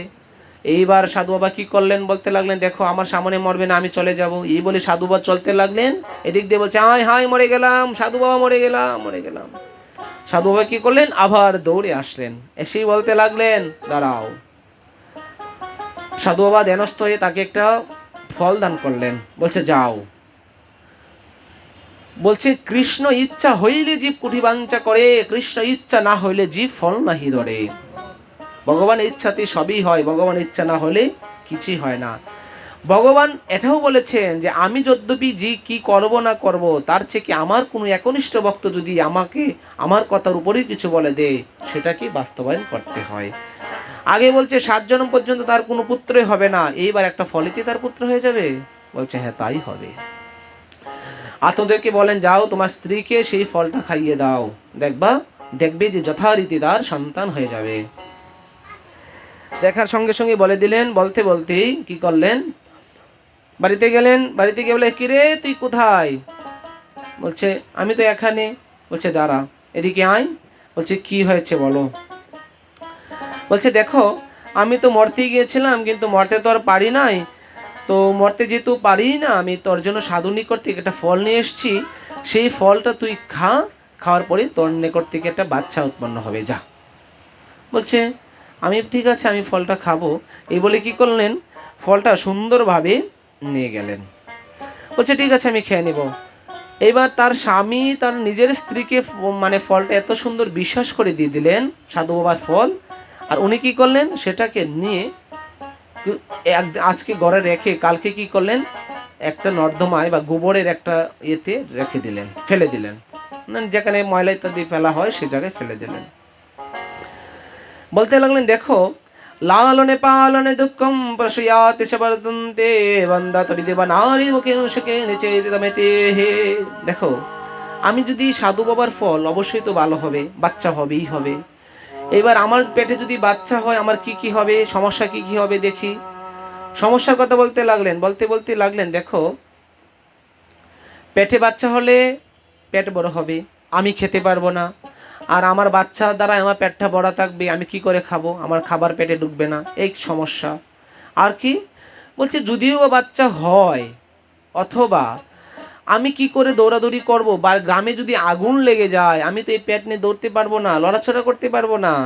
আর কি বললেন, আচ্ছা যদিও বা ডাকাত চলে আসে ঘরের মধ্যে, ডাকাতকে ভয় পেয়ে আমি কি করব, দৌড়তেও পারবো না, আমার এই পেটে বাচ্চার দরকার নেই বাবা। তারপরে কি বললেন দেখো সবচেয়ে এই জগতে সবচেয়ে দুটি নারী সুখী, হচ্ছে যারা বন্দা কোনোদিন বাচ্চা হয় না তারা সুখী, আর যারা বিধবা যাদের কোনোদিন বাচ্চা হয় না তারাই সুখী। সেই দুন্দুলির বচন বলতে লাগলেন। বলছিলেন ঠিক আছে ঘরে যদি আগুন লেগে দেয় দৌড়তে পারবো না, আবার বাচ্চা হলে আমার অনেকটা কষ্ট, আবার যদি প্রসব দান করা হয় না জানি আরও কত কষ্ট, দেখ বাবা আমার এই ফল খাবার দরকার নেই।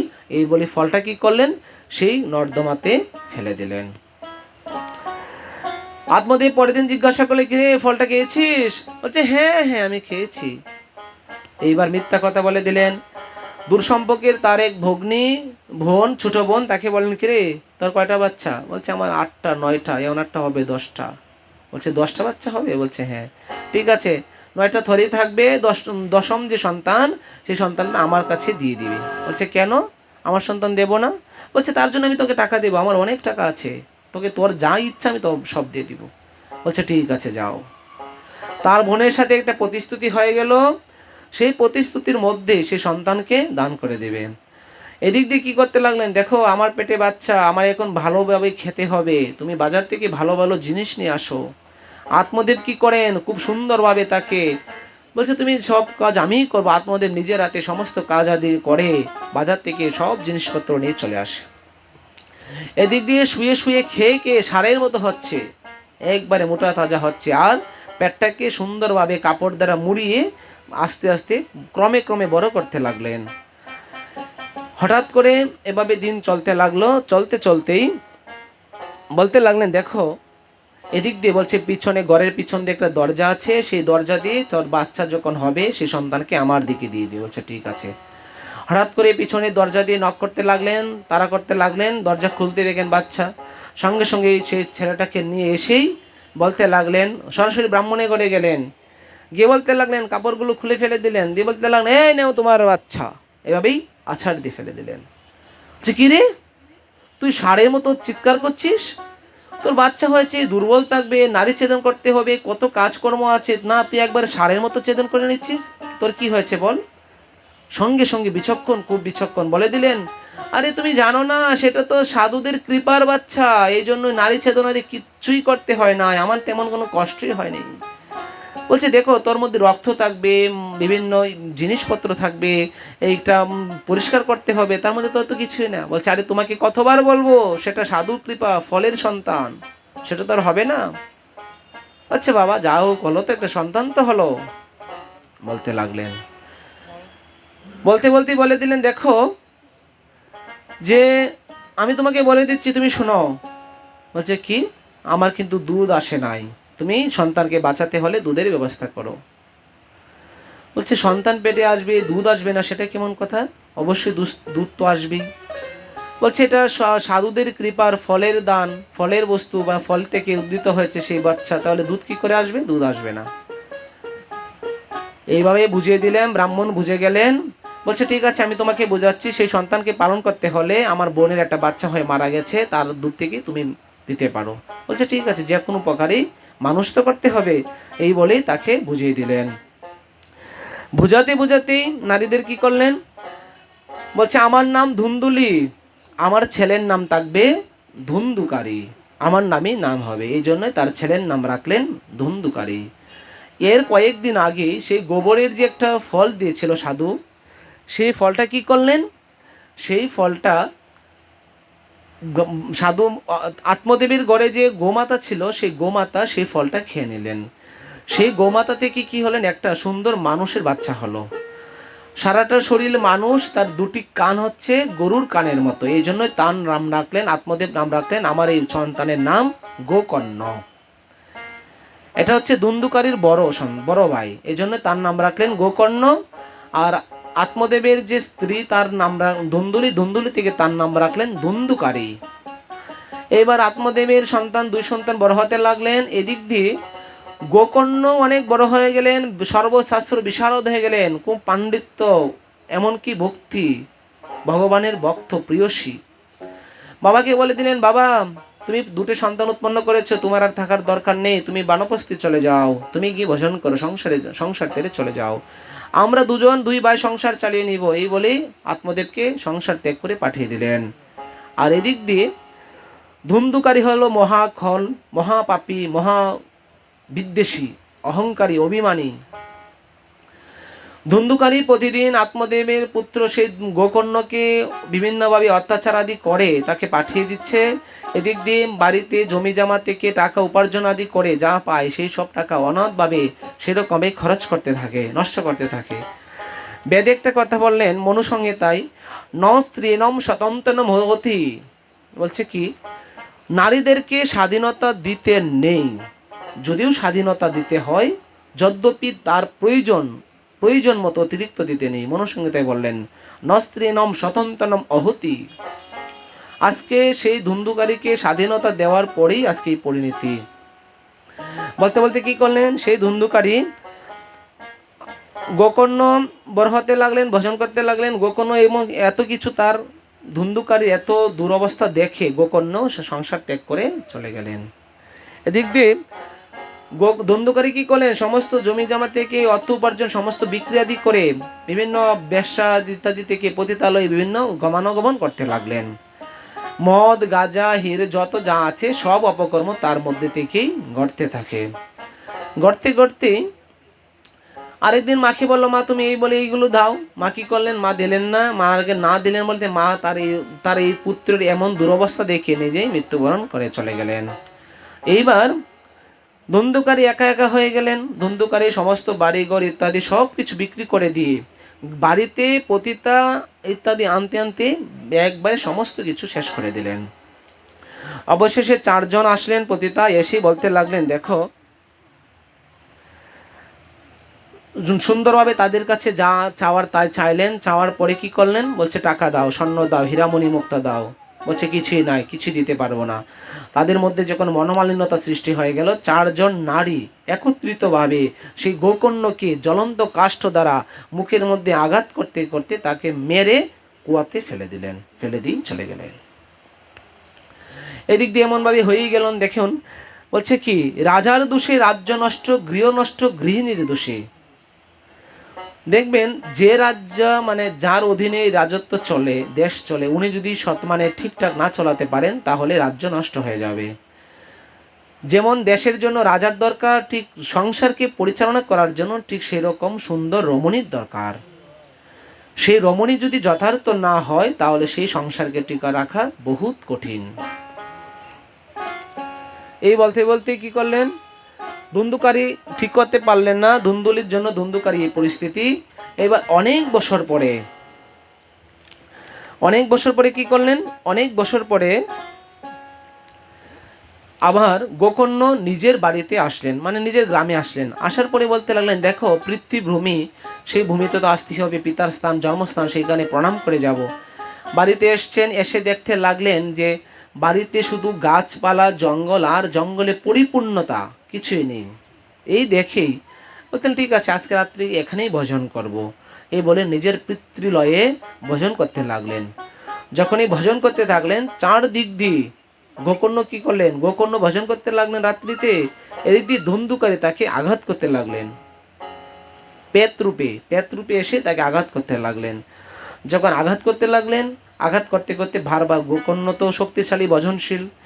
দেখবেন যারা সাধু মহাপুরুষ তাদের নিকট এই ভূত পেত অবশ্যই আসেন। এসে যারা মানে আমাদের ইস্কনে প্রভুপাদকে দেখা যায়, আমাদের মানে বৃন্দাবনের তিনকুরি প্রভুর জীবনীতে পাওয়া যায় যে বক্তমাল অনেক চরিত্র আছে। এই তিনকুরি প্রভুর জীবনীতে অনেক প্রেতাত্মাকে উনি উদ্ধার করেছিলেন। ইস্কনে প্রভুপাদ উনি অনেক প্রেতাত্মাকে উদ্ধার করেছিলেন। এরকম যারা সেরকম তথ্যজ্ঞ সাধু ভজনশীল যারা প্রেতাত্মা, ওনাদের নিকটেই উদ্ধার হতে আসেন। আচ্ছা যাই হোক, এই গোকর্ণ কি করলেন, এই পেত ধুন্ধুকারী তা বারবার তাকে আঘাত করতে আসলেন, কিন্তু গোকর্ণ থেকে রক্ষা পেতে লাগলেন। গোকর্ণ তা কমণ্ডল থেকে জল ছিটিয়ে দিলেন, স্থির হয়ে গেল, শান্ত হয়ে গেল, এখন আর তাকে আঘাত করতে আসে না। বলছে, কে তুমি? বলছে, আমি তোমার ভাই। বলছে, তো আমার ভাই? বলছে, আমার ভাই তো অনেক আগেই মারা গেছে এবং তার জন্য তো আমি গয়াতে পিণ্ড দিয়েছি। বলছে, তুমি যদি 100 জনম গয়াতে পিণ্ড দান করো তথাপি আমার উদ্ধার হব না, তুমি আমার উদ্ধারের ব্যবস্থা করো দাদা। বলছে, কেন উদ্ধার হবে না? গয়াতে পিণ্ড দিলে উদ্ধার হবেই হবে।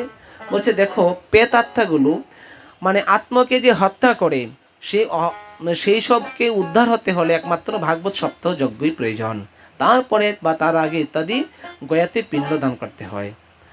আর গয়াতে পিণ্ড বলছে নিজের গোত্রের মধ্যে নিজের ভাই যদি বা নিজের বংশের যদি কেউ ইত্যাদি দেওয়া হয়, অথবা কোনো সাধু মহাপুরুষ যারা তার গোত্র নামগোত্র জেনে যদি গয়াতে পিণ্ড দেওয়া হয়, তার মানে উদ্ধারে পথ। কিন্তু গোকর্ণ তো সত্যিকারের তার সাথে ধুন্ধুকারী কোনো সম্পর্ক নেই, তার গোত্রের সাথে তার বংশের সাথে কোনো সম্পর্ক নেই, তাহলে কী করে উদ্ধার হবে? এই জন্যই গয়া পিণ্ড যথাযথ হয় নাই, এমনকি সপ্তাহ ইত্যাদিও হয় না, এই জন্য উদ্ধার হয় নাই। এইবার গোকর্ণ হলেন কি চিন্তায় পড়ে গেলেন যে আমার ভাই উদ্ধার হতে পারেন না, আমি কি করতে পারি? সারা রাত্রি ভজন করতে লাগলেন। ভজন করতে করতে সূর্যকে আটকে দিলেন ভজনের শক্তিতে। বলছে, সূর্য ভগবান তুমি দাঁড়াও। বলছে, কি? বলছে, আমার এই ভাইয়ের উদ্ধারে পথ বলুন। তখন বললেন, সপ্তাহ বচনম করু। বলছে, ভাগবত সপ্তাহ বচনম করু, ভাগবত সপ্তাহ বচন করো, তাহলেই উদ্ধার হতে পারবে। বলছে, কি বললেন? ধর্মতে যশ শততম তেজলোক ধর্মণম মে হর্ষবা সাধু মহাপুরুষম যৌনিক্রম তৃষ্ণম অন্ন সাধু সগুণম চিন্তমনস্তং মুক্তঃ সেবা কথাবর্ষমরম নিত্যং প্রিবন্ত তমঃ। সাধু মহাপুরুষেরা দেখুন কপট বৈষ্ণব বেশে ভূমিগুলির দেশে দেশে অর্থ লাভে এই আসে। বর্তমান সময়ে সাধুরা অর্থ লাভের জন্য প্রতি ঘরে ঘরে ঘুরে বেড়ায়, আর প্রকৃত সাধুরা এসে সংসারে জীবকে উদ্ধার করার জন্য। যে ঘরে কোনো সাধু প্রবেশ করবে সেই ঘরে যদি আপনি 5টি টাকা বা একটু জল পর্যন্ত না পান করে দিতে পারেন, বলছে আপনার সুকৃতি ফল সঙ্গে সঙ্গেই চলে যাবে। এই জন্যই একাগ্র চিত্রে দান করতে হয়, ধ্যান করতে হয়। মহৎ কাজে, যে কোনো মহৎ কাজে আপনি যদ্দূর পারেন দান করে দিবেন, এটাই জীবনের সম্বল। এই বলতে বলতে কি করলেন, যে মহাপুরুষের কথা বলেই, এজন্য এই জগতে মহাপুরুষেরা নিজেরা কি করলেন, নিজেরা পরের জীবের জন্য, যেমন নদী তার নিজের জন্য কিছুই করেন না, বৃক্ষ তার নিজের জন্য কিছুই করেন না, গোমাতা তার নিজের জন্য কিছুই করেন না, তার পরের কল্যাণের জন্য। ঠিক সাধু পরের কল্যাণের জন্য নিজের জীবন বিলিয়ে দিয়েছেন, এটাই ভাবতে হবে। এই প্রশ্ন করতে করতে তিনি কী করলেন, একের পর এক পাঠ করতে লাগলেন। তারপর বাগবত সপ্তাহের নিয়মবিধি জেনে নিলেন, বাগবত পাঠ করলেন, গোকর্ণ উদ্ধার হয়ে গেলেন। বললেন গোকর্ণ পাঠ করলেন, ধুন্ধুকারী উদ্ধার হয়ে গেলেন। যখন ধুন্ধুকারী উদ্ধার হয়ে গেলেন, বলছে কিভাবে, বলছে দেখো তার তার নামগুত্রে, তার নামকে তাকে সংকল্প করে আহ্বান করে তাকে পাটে বসাতে হবে। যেহেতু পেতাত্মা 7 ঘাটের একটা বাস রাখতে হবে। বলছে এই পেতাত্মার কোথাও স্থান নেই, বিশ্ব ব্রহ্মাণ্ডে কোথাও আশ্রয় নিতে পারে না। একমাত্র বাসকে যে মানে ছবির মধ্যে সাথে একটা 7 ঘাটের একটা বাস রাখা হয়, সেই বাসকে কেন্দ্র করেই কি করা হয়, এখানে আশ্রয় গ্রহণ করেন। একদিনে এক একটা ঘাট পেটে যাবে, 7 দিনে 7টা ঘাট পেটে যাবে, তারপর উদ্ধার হয়ে যাবে। এটাই হচ্ছে নিয়ম। এই বলে বিধান দিয়ে দিলেন, যে তার এতে 7 দিন একাগ্রভাবে শ্রবণ করলেন, উদ্ধার হয়ে গেলেন। এইবার প্রশ্ন করলেন, দেখো গোকর্ণ এখানে ভাগবত শ্রবণ করতে লাগলেন, এদিক দিয়ে ভাগবত শেষ হয়ে গেলেন, তার উপর দিয়ে রথ চলে যাচ্ছেন, ভগবানের পার্শ্বদের রথ। বলতে লাগলেন, তোমরা কারা? বলছে আমরা তোমার ভাইকে নিতে এসছি, ধুন্ধুকারীকে। বলছে ধুন্ধুকারী উদ্ধার হয়েছে, সাক্ষাৎ গোলক বৃন্দাবনে চলে যাচ্ছে। গ্রামবাসীরা শুনলেন, গ্রামবাসীরা বলছেন সে উদ্ধার হলো, আমরা হলাম না কেন? বলছে আমরা একাগ্রভাবে শ্রবণ করতে পারি নাই, এই জন্যই উদ্ধার হতে পারি নাই। বলছে শ্রবণের কি কথা বললেন? এইবার ভাগবতের মঙ্গল মানে ভাগবত সপ্তাহ যোগের কিছু নিয়ম কারণ বললেন। সে নিয়ম বলতে বলতে দেখলেন, দেখো একদিকে পুরুষগণ বসবেন, আরেকদিকে মাগণ বসবেন। যদি ব্রহ্মচারী কোনো বা সাধু বৈষ্ণব থাকে, তাদেরকে সামন দিকে আসন দিয়ে বসাতে হবে, আলাদা আলাদা আসন থাকবে। যাহারা প্রতিদিন শ্রবণ করবেন, একাগ্রভাবে সকালে মূল পাঠ হবে, শ্রবণ করতে পারেন। যারা শ্রবণ করবে সকালে পারবেন না, সময় নেই, তাহলে বিকালবেলা ব্যাখ্যাতে আসবেন। সকালবেলা পরিক্রমা দেবেন, এসে প্রণাম করে পরিক্রমা দিয়ে অল্প একটু কানে শ্রবণ মঙ্গলম, অল্প একটু শ্রবণ করে চলে যাবেন। আর বলছে প্রতিদিন 4টি করে 21টি 8টি বা 108টি পরিক্রমা দিবেন।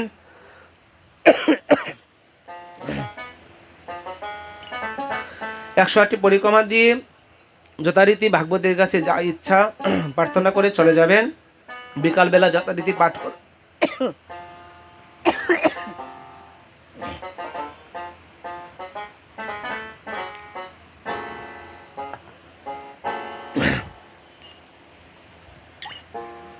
বিকালবেলা যথারীতি পাঠ শ্রবণ করবেন।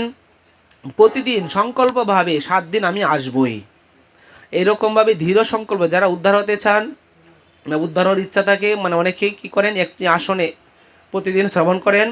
এই 7 দিন মাটিতে শয়ন করবেন, ব্রহ্মচারী থাকবেন, কৌরকর্ম করবেন না, চুল নখ ইত্যাদি কাটবেন না, দাড়ি মুছ এভাবেই থাকবে, কোনো কাপড় দৌড় ইত্যাদি ধোয়া যাবে না, সাবান ইত্যাদি ব্যবহার করা যাবে না। একভাবে শুধু দুধকে থাকতে হবে 7 দিন। যারা দুধ পারবে না তারা ফলাদি খাবে, যারা ফলাদিও পারবে না যারা অভিসন্ন খাবে, অভিসন্ন যারা পাবে না তারা বিভিন্ন ঠাকুরের প্রসাদাদি গ্রহণ করবেন।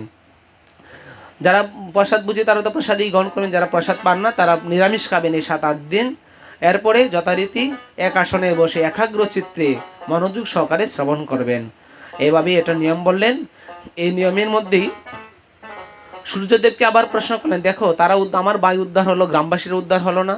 বলছে দেখো, গোকর্ণর কাছে বললেন, দেখো ধুন্ধুকারী খুব সুন্দরভাবে শ্রবণ করেছে, এর জন্য সে উদ্ধার হলো, কিন্তু গ্রামবাসীরা যথাযথভাবে শ্রবণ করতে পারেন নাই, এই কারণে তারা উদ্ধার হতে পারেন নাই।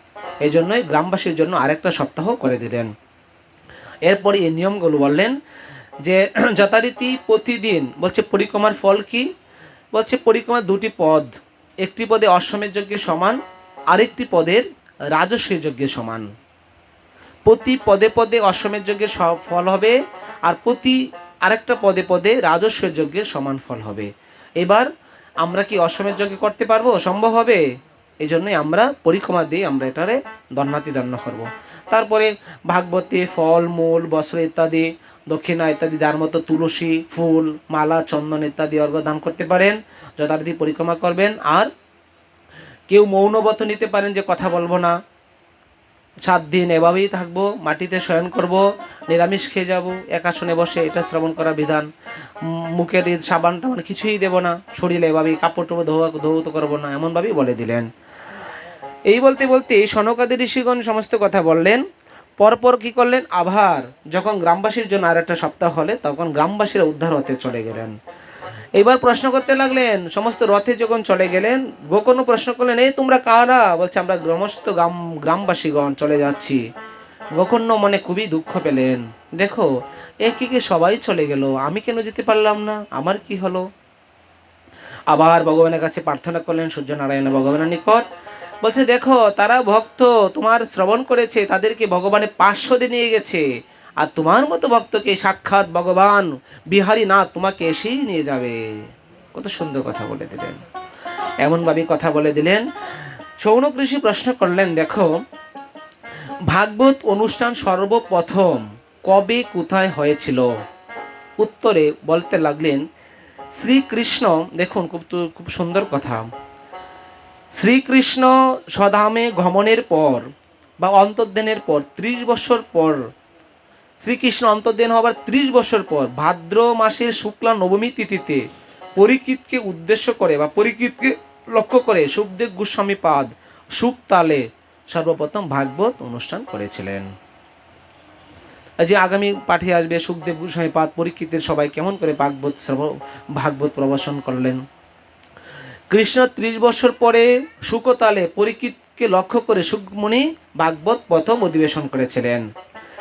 তার 200 বছর পর 200 বছরের মধ্যে কোথাও ভাগবত হয় নাই। 200 বছর পর গোকর্ণ মহারাজ তার ভাইকে উদ্দেশ্য করে, ধুন্ধুকারীকে লক্ষ্য করে আষাঢ় মাসে শুক্লা নবমীতে একবার ভাগবত করেছিলেন। তারপরে গ্রামবাসীকে উদ্দেশ্য করে তারপর পরেই আবার আরেকটা সপ্তাহ যজ্ঞ করেছিলেন। এই যে হলো 3টা। তারপর কলিযুগে 30 বছর পার হয়ে যাওয়ার পর কার্তিকী শুক্লা নবমী তিথিতে সনকাদি ঋষিগণ বা সনকাদি কুমার ইত্যাদি নারদ এবং চতুর্ষণ 5 ভাই মিলে হরিদ্বারে আনন্দ নামক তটে কি করলেন, ভক্তি মহারানীকে লক্ষ্য করে, তার 2 পুত্র জ্ঞান বৈরাগকে লক্ষ্য করে সেই হরিদ্বারে ভাগবত সপ্তাহ যজ্ঞ করেছিলেন। এই পরপর আমরা 4টা সপ্তাহ যজ্ঞ দেখতে পাই। তারপরে আমাদের মধ্যে সনক ঋষি মাধ্যমে বা সুতমণি গোস্বামী পাদ আমাদের মধ্যে পরবর্তীতে প্রকাশ করলেন, এই ভাগবতের কথা বললেন। বলতে বলতে বলে দিলেন, দেখো প্রহ্লাদ তাস্তালধারে তরণগতি উদ্ধব কংসদারে হে বেনাদারি সরো শিশুর কলাশতনরাগরাকৃতর্জনাহ ইন্দ্রবাদি মৃদঙ্গ জয় জয় সুরক কীর্তনেতে কোমারা যতগ্রে ভগবত্তং শরণয়ং বেশপুত্র মাতাহ। দেখো বলতে লাগলেন কি, প্রহ্লাদ চঞ্চল গতিতে স্ফূর্তিতে করতাল বাজাতে লাগলেন, উদ্ধব কাশি বাজাতে লাগলেন, আর অর্জুন রাগ রাগিনী টানতে লাগলেন এবং আলাপ করতে লাগলেন কৃষ্ণ কথা। ইন্দ্র মৃদঙ্গ বাজাতে লাগলেন, সনকাদি ঋষিগণ মাঝে মাঝে জয়ধ্বনি জয় জয় রাধে শ্যাম এমন ধ্বনি দিতে লাগলেন এবং সংকণ্ঠনীর অগ্রভাবে শুকদেব মাঝে মাঝে সরস অঙ্গভঙ্গি মাধ্যমে ভাব প্রকাশ করে শ্রী ভাগবত কথা প্রবচন করতে লাগলেন। এই বলেই বলতে লাগলেন, বলতে বলতে ভাগবতের মহিমা বলছে দেখো, এই যে ভাগবতের, আজকে আমাদের ভাগবতের মাহাত্ম্য পাঠ, এই 6টি অধ্যায় ভাগবতের মাহাত্ম্য পাঠ ছিল।